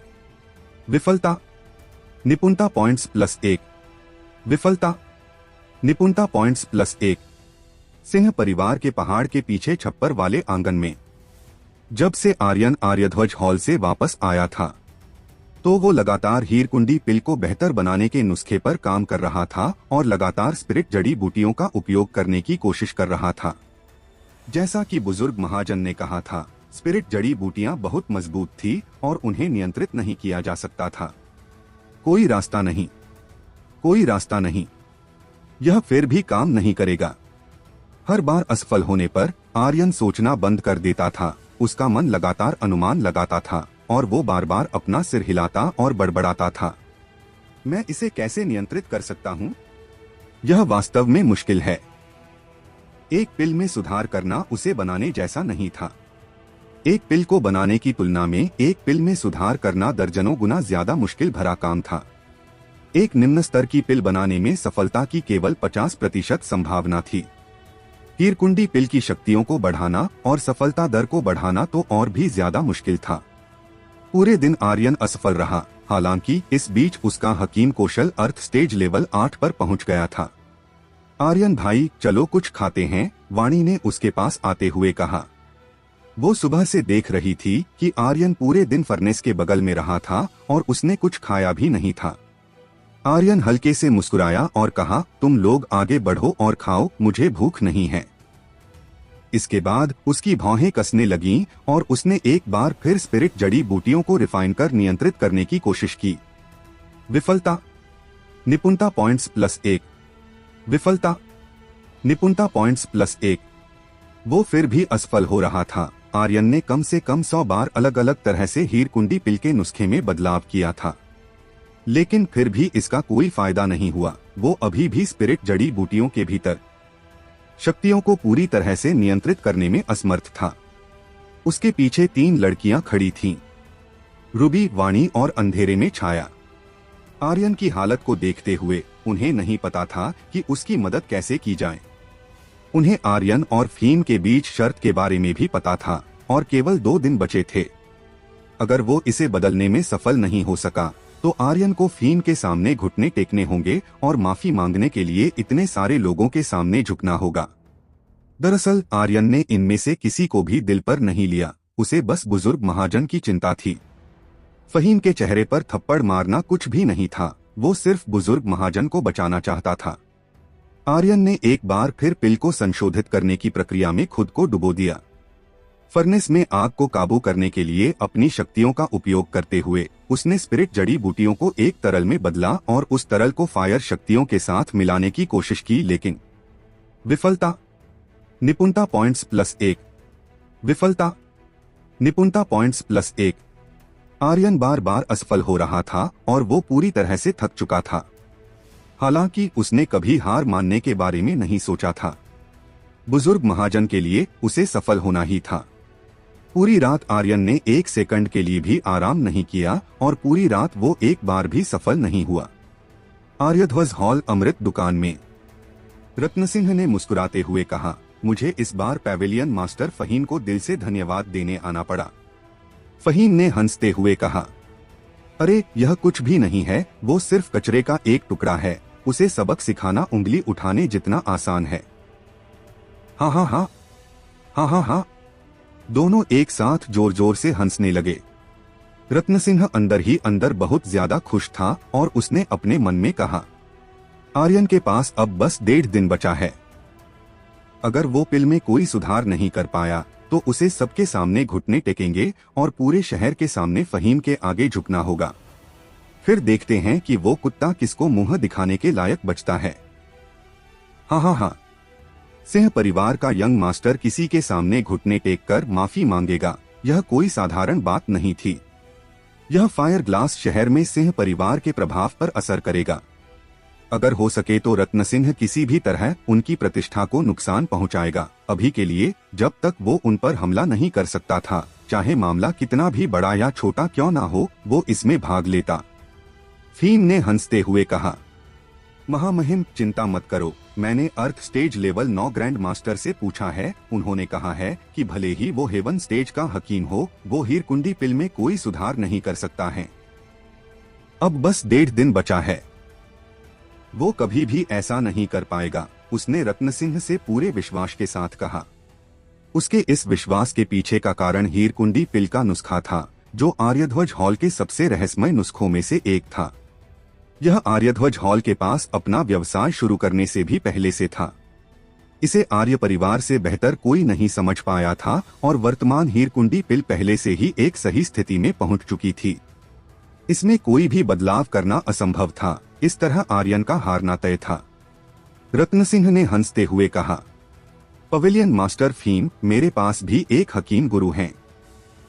समय आने पर वो खुद हमारी मदद कर सकते हैं और हम उसे आर्यन के साथ भिड़ा भी सकते हैं। इस तरह आर्यन का हारना तय है। उसने पहले ही काले कपड़ों वाले बुजुर्ग के साथ इस मामले पर बात की थी। फहीम ने कहा, महामहिम, आपकी सोच वाकई में अद्भुत है। तो जब समय आएगा मैं हकीम गुरु से मिलना चाहूंगा।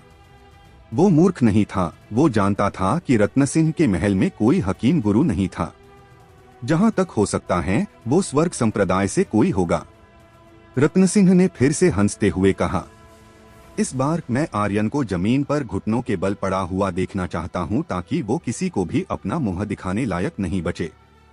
हाँ हाँ हाँ, फहीम ने भी हंसते हुए जवाब दिया। महामहिम चिंता मत करो, आपकी ख्वाहिश जल्द पूरी होने वाली है। रत्न सिंह महल की शाही सेना अभी तक नहीं आई थी, इसलिए रत्न सिंह परिवार को दबाने का कोई भी मौका नहीं गंवाना चाहता था। अपने महल पहुंचकर उसने काले कपड़ों वाले बुजुर्ग को सूचना दी। उसकी बातों को समझते हुए काले कपड़ों वाले बुजुर्ग ने कहा, ठीक है, मैं समझ गया। मुझे अपनी पूरी तैयारी करने के लिए अभ्यास करने की जरूरत है। अगर कुछ जरूरी नहीं हो तो मुझे परेशान मत करना। ठीक है गुरुजी, रत्न सिंह ने पूरे सम्मान के साथ कहा। फिर पीछे अपने आंगन में चला गया, जहां अमर और इरा उसका पहले से ही इंतजार कर रहे थे। इरा ने आगे बढ़कर कहा, पिताजी, मैं भी पिल बनाने की प्रतियोगिता में जाना चाहती हूँ। बिल्कुल नहीं, रत्न सिंह ने साफ मना करते हुए कहा। शाही भोज में अभी भी 5 बचे हैं। इन 5 दिनों में तुम्हें अपनी शक्तियों में सुधार करने की जरूरत है और तुम्हें स्वर्ग संप्रदाय में जाने के लिए भी पूरी तैयारी करनी चाहिए। तभी अमर ने कहा, महामहिम, मेरे पिता पहले ही कह चुके हैं कि इरा को स्वर्ग संप्रदाय में प्रवेश करने के लिए परीक्षा देने की जरूरत नहीं है। मेरे पिता के होते हुए कौन कुछ भी कहने की हिम्मत करेगा। इरा के पास पहले से ही स्वर्ग संप्रदाय के एक अंदरूनी हिस्से के शिष्य का बैज था, इसलिए उसे स्वर्ग संप्रदाय का शिष्य बनने के लिए परीक्षा देने की जरूरत नहीं थी। रत्न सिंह ने कहा, अगर तुम शाही भोज में जीतते हो तो इसका मतलब है कि दूसरों के पास एक मौका कम होगा। क्या तुम इस बात को नहीं समझते? अमर, तुम्हें उसे अपनी स्वर्गीय भ्रम तकनीक को 5वें स्तर पर ले जाने में मदद करनी चाहिए। शाही भोज में तुम्हें सभी को चौंका देना है। क्या तुम कुछ समझे? अमर ने उसके हाथ पकड़े और कहा, आप चिंता मत करो, मैं इरा की मदद करने की पूरी कोशिश करूंगा। फिर वो इरा की ओर मुड़ा। इरा, चलो चलते हैं, हमें अभ्यास करना है। यहाँ तक कि अपने सपनों में भी इरा आर्यन को घुटने टेकते और झुकते हुए देखना चाहती थी। फिर वो इस मौके को कैसे छोड़ सकती थी? लेकिन शाही भोज के लिए उसने इसे सहन किया। इसके अलावा चूंकि सिंह परिवार में पिछली बार आर्यन ने उसे कुचल दिया था, इसलिए अमर ने सीधे संप्रदाय के नियमों की अवहेलना की और उसे हेवन स्टेज वाली स्वॉर्ड तकनीक, स्वर्गीय भ्रम स्वॉर्ड तकनीक सिखाई। एक बार जब वो इस स्वॉर्ड तकनीक में महारत हासिल कर लेगी तो आर्यन भी उसके सामने टिक नहीं पाएगा। उसकी वर्तमान शक्तियां पहले से ही युद्धराज के दूसरे लेवल तक पहुंच चुकी थी और पहले से ही आर्यन से ऊपर थी। इस हेवन स्टेज वाली स्वॉर्ड तकनीक के साथ वो निश्चित रूप से आर्यन को हराने में सक्षम होगी। आर्यन, बस तुम इंतजार करो। शाही भोज तुम्हारी जिंदगी का आखिरी दिन होगा। मैं तुम्हें मारने से पहले इतना तड़पाऊंगी कि तुम नरक में जाना पसंद करोगे। इरा ने अपने दिल में बुरी तरह से कहा। वो शाही भोज वाले दिन उसे हमेशा के लिए जान से मारना चाहती थी। भले ही वो ऐसा ना कर पाए, फिर भी उसे अमर पर पूरा भरोसा था और वो उस दिन उसके साथ होगा। इरा के अलावा जो गुप्त रूप से ट्रेनिंग कर रही थी, प्रजापति परिवार से रजत, अभय और कुछ प्रजापति परिवार के अन्य प्रतिभाशाली शिष्य भी एकांत में ट्रेनिंग कर रहे थे। वैदिक परिवार से हेवंत भी ट्रेनिंग कर रहा था। फायर ग्लास शहर के कुछ और प्रतिभाशाली लोग भी एकांत में ट्रेनिंग कर रहे थे। सभी का एकमात्र मकसद शाही भोज में हिस्सा लेना था और स्वर्ग संप्रदाय में जाना था। एक अच्छा पुरस्कार प्राप्त करने में सक्षम होने के लिए, सम्राट द्वारा अत्यधिक सम्मानित होने के लिए और यहाँ तक कि स्वर्ग संप्रदाय में प्रवेश करने में सक्षम होने के लिए, यह किसी भी योद्धा के लिए आगे बढ़ने और तरंग महाद्वीप पर अपना नाम बनाने का सुनहरा मौका था। जब सभी लोग गुप्त रूप से ट्रेनिंग कर रहे थे, उस वक्त आर्यन कड़ी मेहनत के साथ हीरकुंडी पिल में सुधार करने में जुटा हुआ था। पूरे 2 दिन और 2 रातों से आर्यन ने अपनी आंखें तक बंद नहीं की थी। आर्यन, तुम्हारे हकीम कौशल का स्तर अर्थ स्टेज लेवल 8 से बढ़कर लेवल 9 तक पहुंच गया है। भाड़ में जाओ, मुझे लगा कि मैं इस बार सफल हो गया हूँ। सिस्टम की आवाज सुनकर आर्यन ने दुखी होते हुए कहा।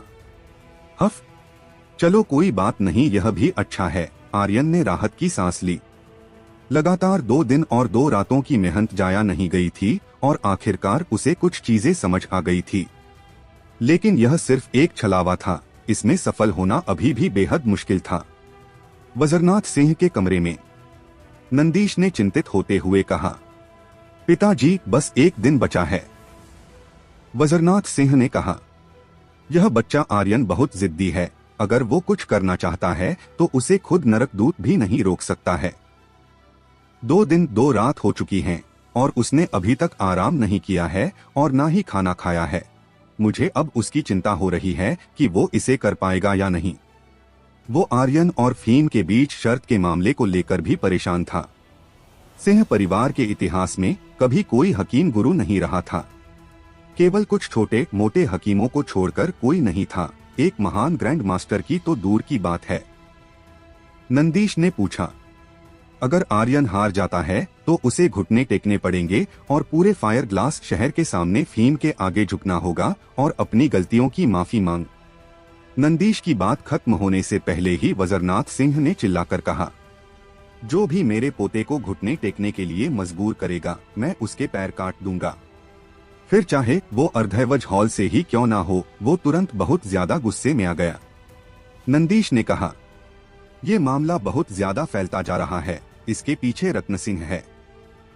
अगर आपने कोई कदम उठाया तो ये मामला और ज्यादा बढ़ जाएगा और उस वक्त हमारे सिंह परिवार की प्रतिष्ठा। वज्रनाथ सिंह ने उसकी ओर देखा और कहा, प्रतिष्ठा का मूल्य कितना है? क्या यह आर्यन के घुटनों जितना कीमती है? अगर वो आर्यन के घुटने टिकवाना चाहते हैं तो ऐसा कभी नहीं होगा। मैं उस आर्यध्वज हॉल और ना ही रत्न सिंह के महल को ऐसा करने दूंगा। अगर वो फिर भी नहीं माने तो मैं उनके महल को ही गिरा दूंगा। यह पहले जैसा नहीं है। अब वज्रनाथ सिंह की शक्तियां युद्ध सम्राट के दूसरे लेवल पर पहुंच चुकी थी, जो पूरे फायर ग्लास शहर में सबसे अधिक थी। अगर वो उसे गुस्सा दिलाने की हिम्मत करते तो वो बिना किसी की परवाह किए सबको एक एक करके अपंग कर देता। नंदीश अभी भी कुछ बोलना चाहता था, लेकिन ऐसा लग रहा था कि वज्रनाथ सिंह कुछ कहने सुनने के मूड में नहीं था। इस समय वो बहुत ज्यादा गुस्से में था और अगर उसने कुछ भी कहा तो हो सकता था कि उसका गुस्सा और भी उग्र हो जाता। चाहे कुछ भी हो, अगर कोई आर्यन को धमकाने या उसे हाथ लगाने की हिम्मत करता तो वो निश्चित रूप से उसे इस हद तक मारता कि देखने वालों की भी रूह कांप जाती। फू। नंदीश ने एक सांस छोड़ी और अपने मन में सोचा, मुझे भी तैयारी करनी चाहिए। अगर कोई आर्यन को घुटने टेकने और माफी मांगने के लिए मजबूर करने की हिम्मत करेगा तो मैं नंदीश उसकी आत्मा को परमात्मा के पास पहुंचा दूंगा। दूसरी तरफ रत्न सिंह के महल में हाँ, नंदीश अब और चुप नहीं बैठ सकता। सिंह परिवार ने कदम उठाना शुरू कर दिया है। रत्न सिंह को तुरंत पता चल गया कि सिंह परिवार के शिष्यों को लगातार बाहर भेजा जा रहा था। उसने लोगों को सिंह परिवार की दिन रात जासूसी करने पर लगाया हुआ था। श्रीधर प्रजापति ने कहा, इस बार आर्यन को कोई नहीं बचा सकता। हा। जमाल ने भी हंसते हुए कहा, यह सही है। सिंह परिवार के इतिहास में ऐसा कोई व्यक्ति कभी नहीं रहा जो एक हकीम हो। एक स्पिरिट ड्रैगन योद्धा के पास भी हकीम कौशल नहीं रहा। फिर वो टूटी हुई पंसलियों वाला एक कचरा ऐसा कैसे कर सकता है? वो कचरे का टुकड़ा कभी भी एक पिल में सुधार नहीं कर पाएगा। रत्न सिंह ने आत्मविश्वास से कहा, इस बार मैं आर्यन को अपने सामने घुटनों पर बिठाऊंगा। फिर सिंह परिवार शहर में अपनी सारी इज्जत गवा देगा। हाँ, मैं और इंतजार नहीं कर सकता। मैं भी। आर्यन आजकल बहुत ज्यादा घमंडी बन गया है। अब उसके सारे घमंड को चूर चूर करने का वक्त आ गया है। फिर देखते हैं कि सिंह परिवार की पूरे फायर ग्लास राजवंश में क्या इज्जत बचती है। बस इंतजार करो, कल से मजा शुरू होने वाला है। पूरे फायर ग्लास शहर में किसी ने भी आर्यन के बारे में अच्छा नहीं सोचा, क्योंकि हर कोई जानता था कि सिंह परिवार में किसी के पास और कभी भी हकीम कौशल नहीं रहा था। सिंह परिवार तो छोड़ो, यहाँ तक कि हकीमों के नाम से जाने जाना वाला परिवार प्रजापति परिवार भी इस तरह का दावा नहीं कर सकता था। इस बारे में जानने के बाद प्रजापति परिवार के कुछ हकीमों ने हीरकुंडी पिल में सुधार करने की कोशिश की थी, पर उनमें से कोई भी ऐसा नहीं कर पाया था। निष्कर्ष यह था कि वर्तमान हीरकुंडी पिल पहले से ही सही दायरे में थी और इसे सुधारने का कोई तरीका नहीं था। एक सर्व सम्राट हकीम भी ऐसा नहीं कर सकता था। आज आखिरी रात थी। अगर आर्यन हीरकुंडी पिल में सुधार नहीं कर पाया तो वो शर्त हार जाएगा। आर्यन का दिल बहुत शांत था। ये जितना ज्यादा शांत होता गया, उसका मन भी उतना ही शांत होता गया। धीरे धीरे आर्यन के शरीर में शक्तियां फैलने लगी। फर्नेस में आग जल रही थी और स्पिरिट जड़ी बूटियों के भीतर का सारा आत्मा तरल निचोड़ लिया गया। लगातार एक दूसरे के साथ मिलने के बाद एक गाढ़ी पदार्थ तैयार हुआ और धीरे धीरे रिफाइन हो रहा था। लेकिन तभी विफलता। निपुणता पॉइंट्स +1। भाड़ में जाओ, बस थोड़ा सा बचा था। आर्यन ने सिस्टम की आवाज सुनकर अपने दांत कसते हुए जोर से चिल्लाया। फिर एक बार फिर से कोशिश करते हुए कहा, धिक्कार है। फिर से मेरे शब्दकोश में हार मानने जैसी कोई चीज नहीं है। एक बार फिर उसने अपना पूरा प्रयास किया। एक बार फिर जैसे ही वो सफल होने वाले था, सभी दिशाओं में घनी शक्तियां जंगली रूप से उमड़ पड़ी। एक बार फिर वो विफल रहा। फिर से एक बार फिर उसने कोशिश और इस बार भी विफलता हाथ लगी। वो लगातार कुछ और बार विफल रहा और एक बार भी सफल नहीं हुआ था। हालांकि उसने कभी हार मानने के बारे में नहीं सोचा था। उसकी दुनिया में हार शब्द मौजूद नहीं था। मुर्गा चिल्लाने लगा और आसमान चमकने लगा। आर्यन अभी भी अपनी पूरी ताकत से पिल बना रहा था, फिर भी सफलता नहीं मिली। आखिर में उसने अपनी कोशिश करना बंद कर दिया और शांत हो गया। फिर उसने अपनी चेतना के गहरे समुद्र में प्रवेश किया। उसका मन पिछले 3 दिनों में की गई हर एक विफलता को लगातार दोहराता रहा। उसकी आंखें थोड़ी बंद थीं, जैसे कि वो खड़े होकर सो गया हो।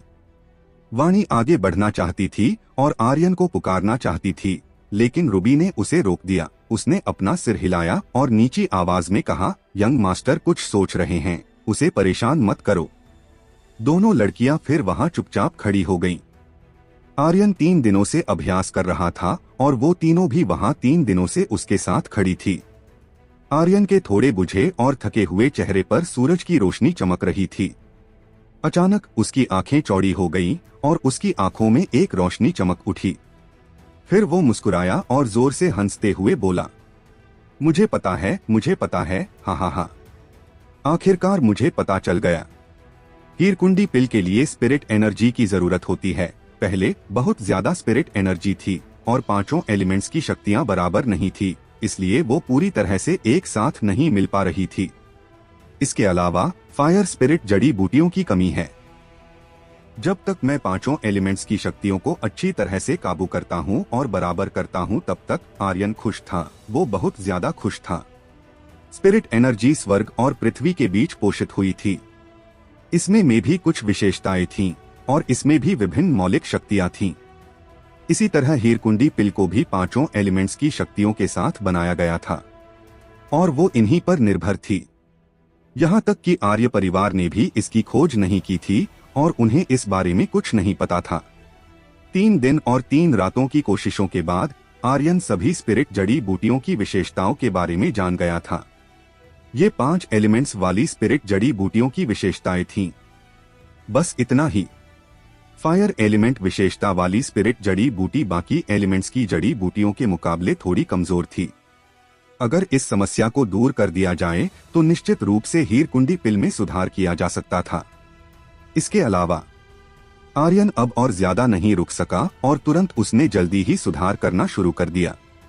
आधे मिनट बाद आर्यध्वज हॉल की अमृत दुकान के सामने एक बड़ा सा मंच बनाया गया था। रत्न सिंह द्वारा बढ़ा चढ़ाकर खबर फैलाने के बाद पूरे फायर ग्लास शहर को आर्यन और फीम के बीच शर्त के बारे में पता था कि वो आर्यध्वज हॉल की हीरकुंडी पिल में सुधार करने वाला था। इससे जल्द ही सनसनी फैल गई और जैसे ही आसमान रोशन हुआ, अमृत दुकान का बाहरी हिस्सा लोगों से खचाखच भर गया। मैंने पहले कभी हीरकुंडी पिल में सुधार करने के बारे में नहीं सुना है। यहाँ तक कि एक महान ग्रैंडमास्टर स्तर का हकीम भी ऐसा नहीं कर पाएगा, है ना? आर्यन क्या करने की सोच रहा है? वो आर्यध्वज हॉल के साथ एक गोली में सुधार करने जैसी चीज पर शर्त लगाने की हिम्मत कैसे कर सकता है? क्या वो बहुत ज्यादा घमंडी नहीं बन रहा है? सही कहा तुमने। सिंह परिवार में आज तक कोई भी हकीम पैदा नहीं हुआ है, फिर वो आर्यध्वज हॉल की एक गुप्त गोली में कैसे सुधार कर सकता है? वास्तव में वो खुद को कुछ ज्यादा ही महत्व दे रहा है।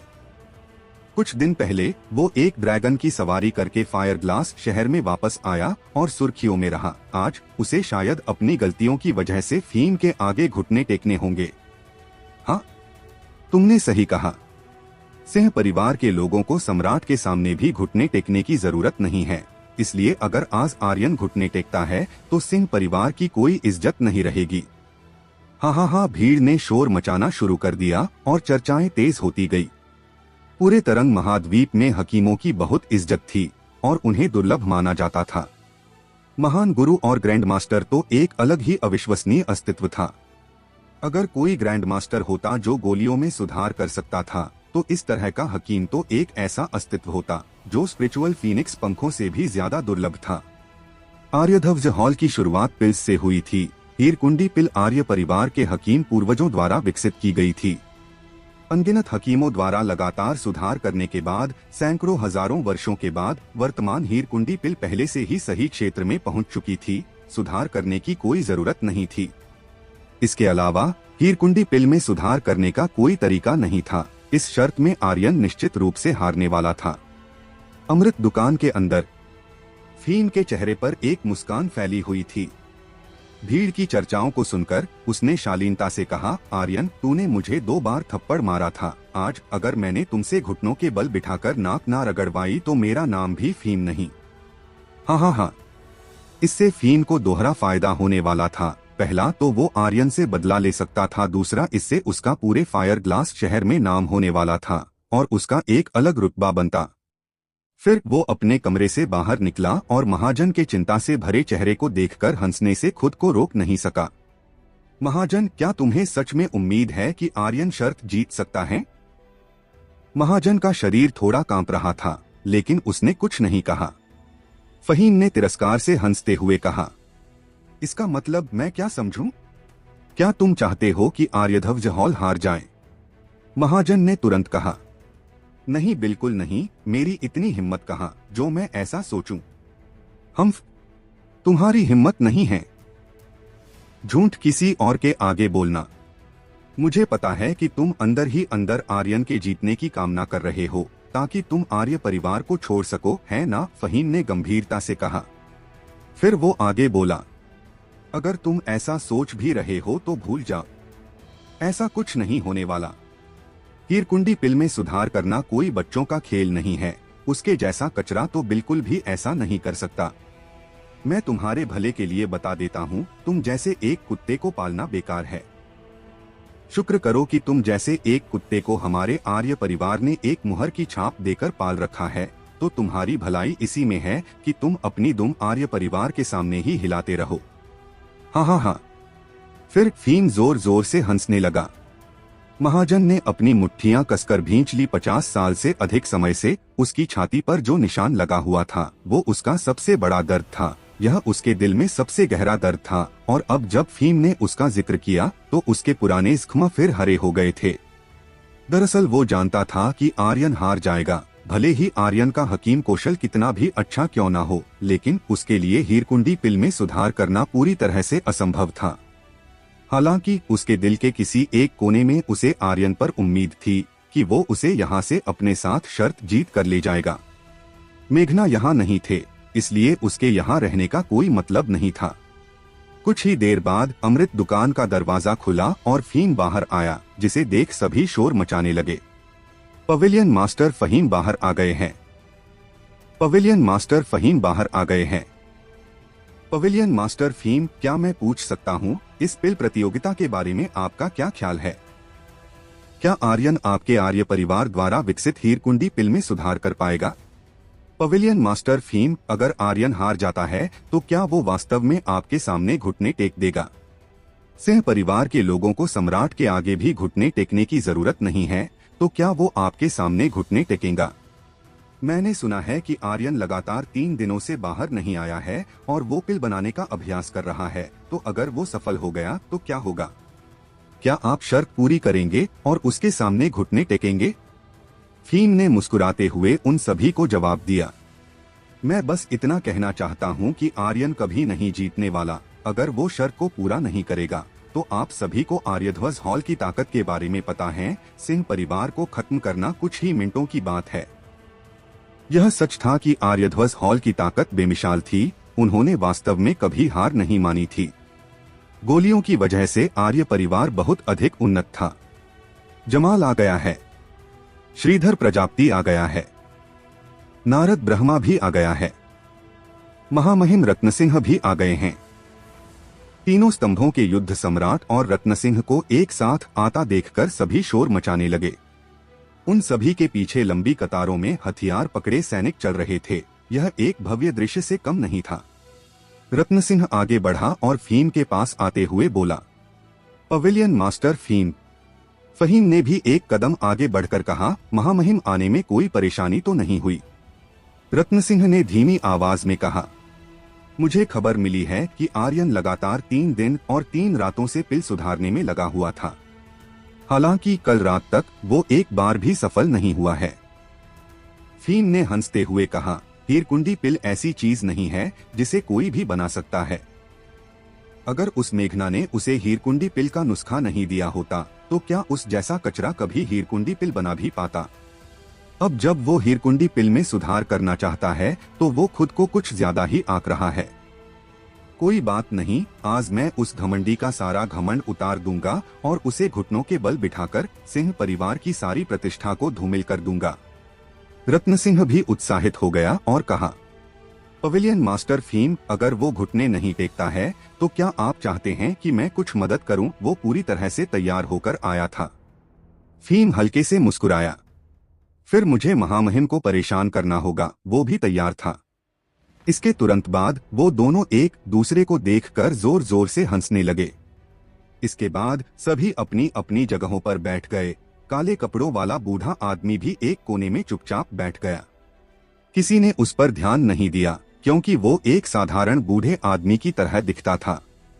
फिर फीम मंच पर खड़ा हुआ और चिल्लाया, आर्यन तुम कहाँ हो?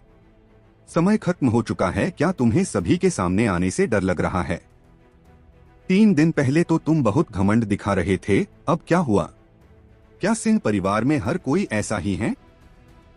फीम की बातों को सुनकर भीड़ ने तुरंत चर्चा करना शुरू कर दिया। यह सही है, सिंह परिवार के लोग अभी तक क्यों नहीं आए हैं? मेरी राय में शायद आर्यन डर गया है, वो पूरे शहर के सामने घुटने टेकना नहीं चाहता। सिंह परिवार अपनी बात से पीछे हट रहा है। निश्चित रूप से वो आने की हिम्मत नहीं करेगा। मुझे भी नहीं लगता वो आएगा। आखिर आर्यध्वज हॉल से हर कोई दुश्मनी मोल नहीं ले सकता है। मुझे लगा था कि आज देखने के लिए एक अच्छा नाटक मिलेगा, लेकिन मुझे डर है कि मैं अब इसे नहीं देख पाऊंगा। उन लोगों की बातों को सुनकर भीड़ के बीच नंदीश ने अपनी मुट्ठियां कसकर भींच ली। वो बहुत ज्यादा गुस्से में था। आर्यन के बारे में ऐसी बातें वो सहन नहीं कर पा रहा था। उसी समय सिंह परिवार के एक शिष्य ने उसे बताया, कुलपति, मैंने यंग मास्टर आर्यन को नहीं देखा, आंगन में कोई नहीं है। नंदीश थोड़ा कांप गया और उसने कहा, आखिर वो क्या करने की सोच रहा है? अमृत दुकान की सामने वाली सड़क पर तक्षशिला ढाबा में आर्यन आराम से खाना खा रहा था। यहाँ का मांस वास्तव में बहुत स्वादिष्ट है रूबी, इसमें कोई हैरानी नहीं कि तुम्हें यहाँ का खाना पसंद है। रूबी ने उत्सुकता से कहा, यंग मास्टर, फहीम पहले से ही मंच पर चिल्ला रहा है, क्या आप अभी भी बाहर नहीं जा रहे हैं? आर्यन वास्तव में 3 दिन 3 रातों तक खाना पीना बर्दाश्त नहीं कर सकता था। वो सुबह होते ही तक्षशिला ढाबा पहुंच गया था। उसे इतनी भूख लगी थी कि उसकी आंखें लगभग चकराई हुई थी।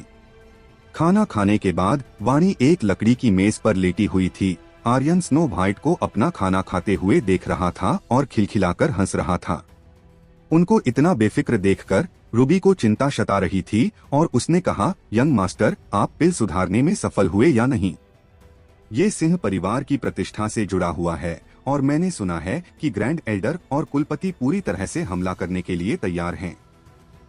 अगर कोई आपको घुटने टेकने के लिए मजबूर करने की हिम्मत करेगा तो वो तुरंत अपना कदम उठाएंगे। सिंह परिवार के लोग कभी किसी के सामने घुटने नहीं टेकते। आर्यन ने स्नो व्हाइट के मुंह में एक और मांस का टुकड़ा दिया और एक मांस का टुकड़ा अपने मुंह के अंदर रख लिया। फिर उस मंच को देखा जो बहुत दूर नहीं था, जहां फीम अभी भी चिल्ला रहा था। क्या तुम लोगों ने कभी किसी अधिपति का भोजन खाया है? उसने मुस्कुराते हुए कहा। वाह आर्यन भाई, अधिपति के भोजन से आपका क्या मतलब है? यह रोमांचक लगता है, क्या यह स्वादिष्ट है? वाणी ने कहा। रूबी और छाया दोनों हैरान दिख रही थी। तभी आर्यन खिड़की की ओर चला गया और तीनों लड़कियां पीछे पीछे आईं। ढाबे के एक नौकर ने उसकी बात सुनी। वो तुरंत निजी कमरे में गया, अपनी बाजू ऊपर की और चिल्लाया, मालिक, कोई अधिपति का खाना खाना चाहता है। एक पल बाद 20 से भी ज्यादा नौकर अपने हाथों में अलग अलग भोजनों से सजी थाल लेकर पहुंचे। सबसे आगे वही नौकर था जिसने आर्यन की बात सुनी थी। भाई, क्या आप एक अधिपति का भोजन खाना चाहते हैं, है ना? मैं अभी वो अपनी बात खत्म भी नहीं कर पाया कि तभी आर्यन ने दोनों हाथों से रूबी और वाणी का एक एक हाथ पकड़ा और सीधे मंच की ओर खिड़की से नीचे कूद गया और जोर से चिल्लाते हुए बोला, आइस फायर ड्रैगन। नौकर भौंचक्का रह गया और उसके पीछे बाकी लोगों ने अंदर झांका तो उन्हें कोई नहीं दिखा। वो व्यक्ति कहाँ है जिसने अदिति का भोजन मंगाया था? खिड़की के बाहर एक ड्रैगन की गर्जना सुनाई दी।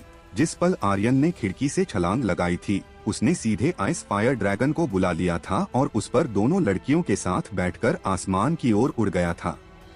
हाँ, आर्यन भाई, आप बहुत सुंदर हो। वाणी हंस रही थी। वो बिल्कुल भी नहीं डरी, क्योंकि वो पहले भी ड्रैगन की पीठ पर बैठ चुकी थी और आसमान में उड़ना हमेशा से उसका एक सपना रहा था।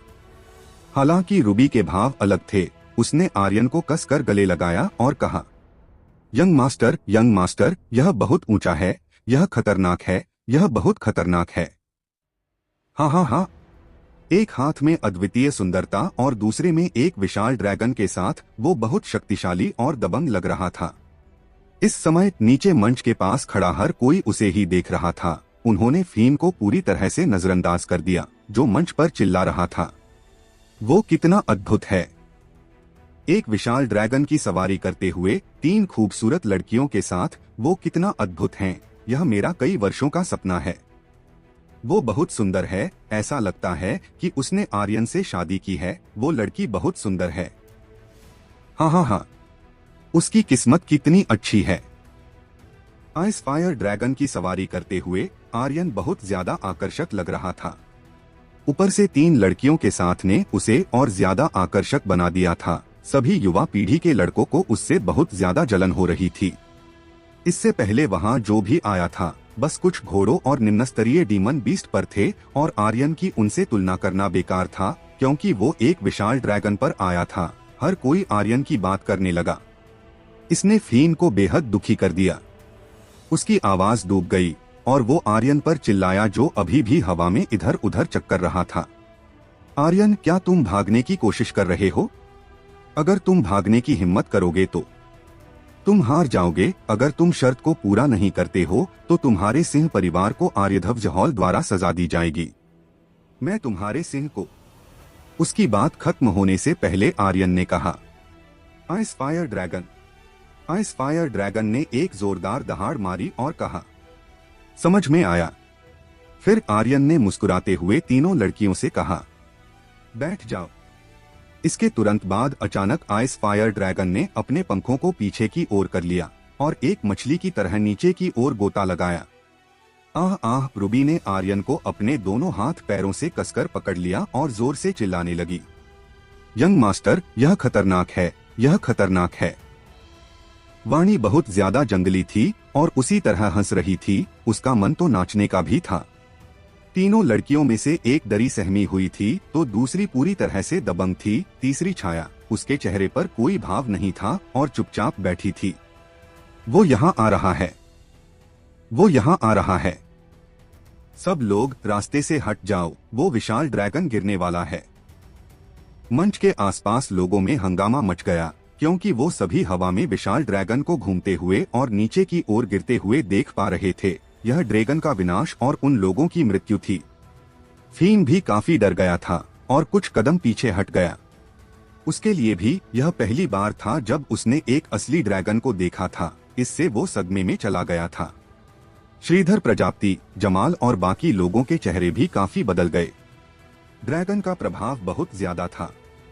वो सभी आर्यन के इस अंदाज से बहुत नाखुश थे और उसे जान से मारना चाहते थे। हालांकि उन्होंने थोड़ा सा भी गुस्सा दिखाने की हिम्मत नहीं की, क्योंकि वो उस खतरनाक ड्रैगन से बहुत ज्यादा डरते थे।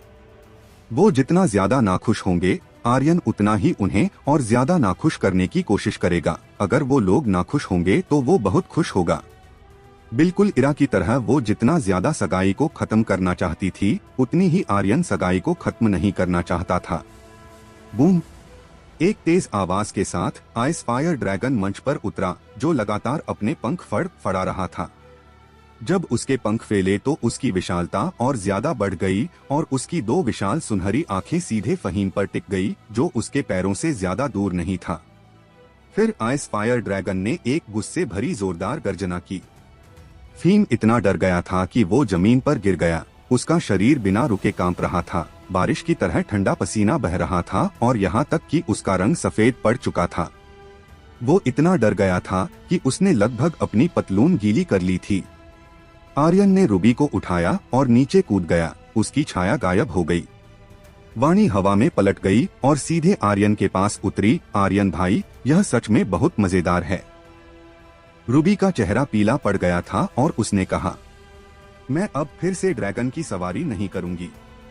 दो लड़कियां अद्वितीय खूबसूरत, उनमें से कोई भी इरा से कम सुंदर नहीं थी। वाणी के जंगलीपन, रूबी की कोमलता, आर्यन के बगल में खड़ी उन दोनों ने अनगिनत लड़कों और लड़कियों को निराश कर दिया। धिक्कार है। विशाल ड्रैगन सभी लड़कियों को वो अकेला ले गया है। मुझे इससे नफरत है। तुम्हें किस बात से नफरत है? मुझे तो सबसे ज्यादा नफरत इस बात से है कि मैं आर्यन की जगह ड्रैगन की पीठ पर क्यों नहीं था। तुम दोनों में से हर एक 100 किलो का है। अगर तुम उस ड्रैगन की पीठ पर बैठोगे तो उस ड्रैगन का कचूमर बन जाएगा। आर्यन ने आइस फायर ड्रैगन को थपथपाया। इसके बाद आइस फायर ड्रैगन ने अचानक आकाश की ओर उड़ान भरी और बादलों के बीच आंखों से ओझल हो गया। उस समय वो गायब नहीं बल्कि वापस सिस्टम स्पेस में आ गया था। आर्यन फीन के पास गया और उसकी गीली पतलून को देखते हुए बोला, छी पवेलियन मास्टर फीम, तुम कितने गंदे हो। शर्म करो कुछ। वाणी ने अपनी नाक को पकड़ते हुए कहा, आर्यन भाई, ये बूढ़ा आदमी कितना गंदा है। छी, इसने कितनी गंदगी मचा रखी है। यह सच में बहुत बदबूदार है, बहुत ज्यादा बदबूदार है। आर्यन ने भी तेज आवाज में कहा, अरे रे पवेलियन मास्टर, तुम इतना क्यों डर गए कि तुमने अपनी पतलून तक गीली कर दी? कहीं तुमने कल रात कुछ गलत तो नहीं खा लिया? शायद किसी की गंदगी खाई हो हुआ। वाणी ने रूबी को खींचा और कहा, बड़ी बहन चलो जल्दी चलते हैं। यह जगह इतनी बदबूदार है कि मेरी नाक फटने वाली थी। इस बूढ़े आदमी को बिल्कुल शर्म नहीं की कहाँ और कब गंदगी करनी चाहिए। मंच के नीचे कई लोग जोर जोर से हंसे। मुझे गंदगी करने से डर लगता है। हाँ हाँ हाँ, आर्यध्वज हॉल के लोग बहुत डरपोक हैं। मैं हंस हंस कर ही मर जाऊंगा। फीन की आंखें आग उगल रही थीं, मानो आर्यन को नजरों ही नजरों से मार देंगी। उसने अपने दांत कस लिए और कहा, आर्यन, मैं तुम्हें बाद में सबक सिखाऊंगा। मरने के लिए तैयार हो जा। आखिर क्या होने वाला है? आर्यन की इस दिलचस्प कहानी का अगला पड़ाव जानने के लिए बने रहें हमारी कहानी स्पिरिट वर्ल्ड के साथ, सिर्फ हमारे चैनल रोज वर्स पर। धन्यवाद।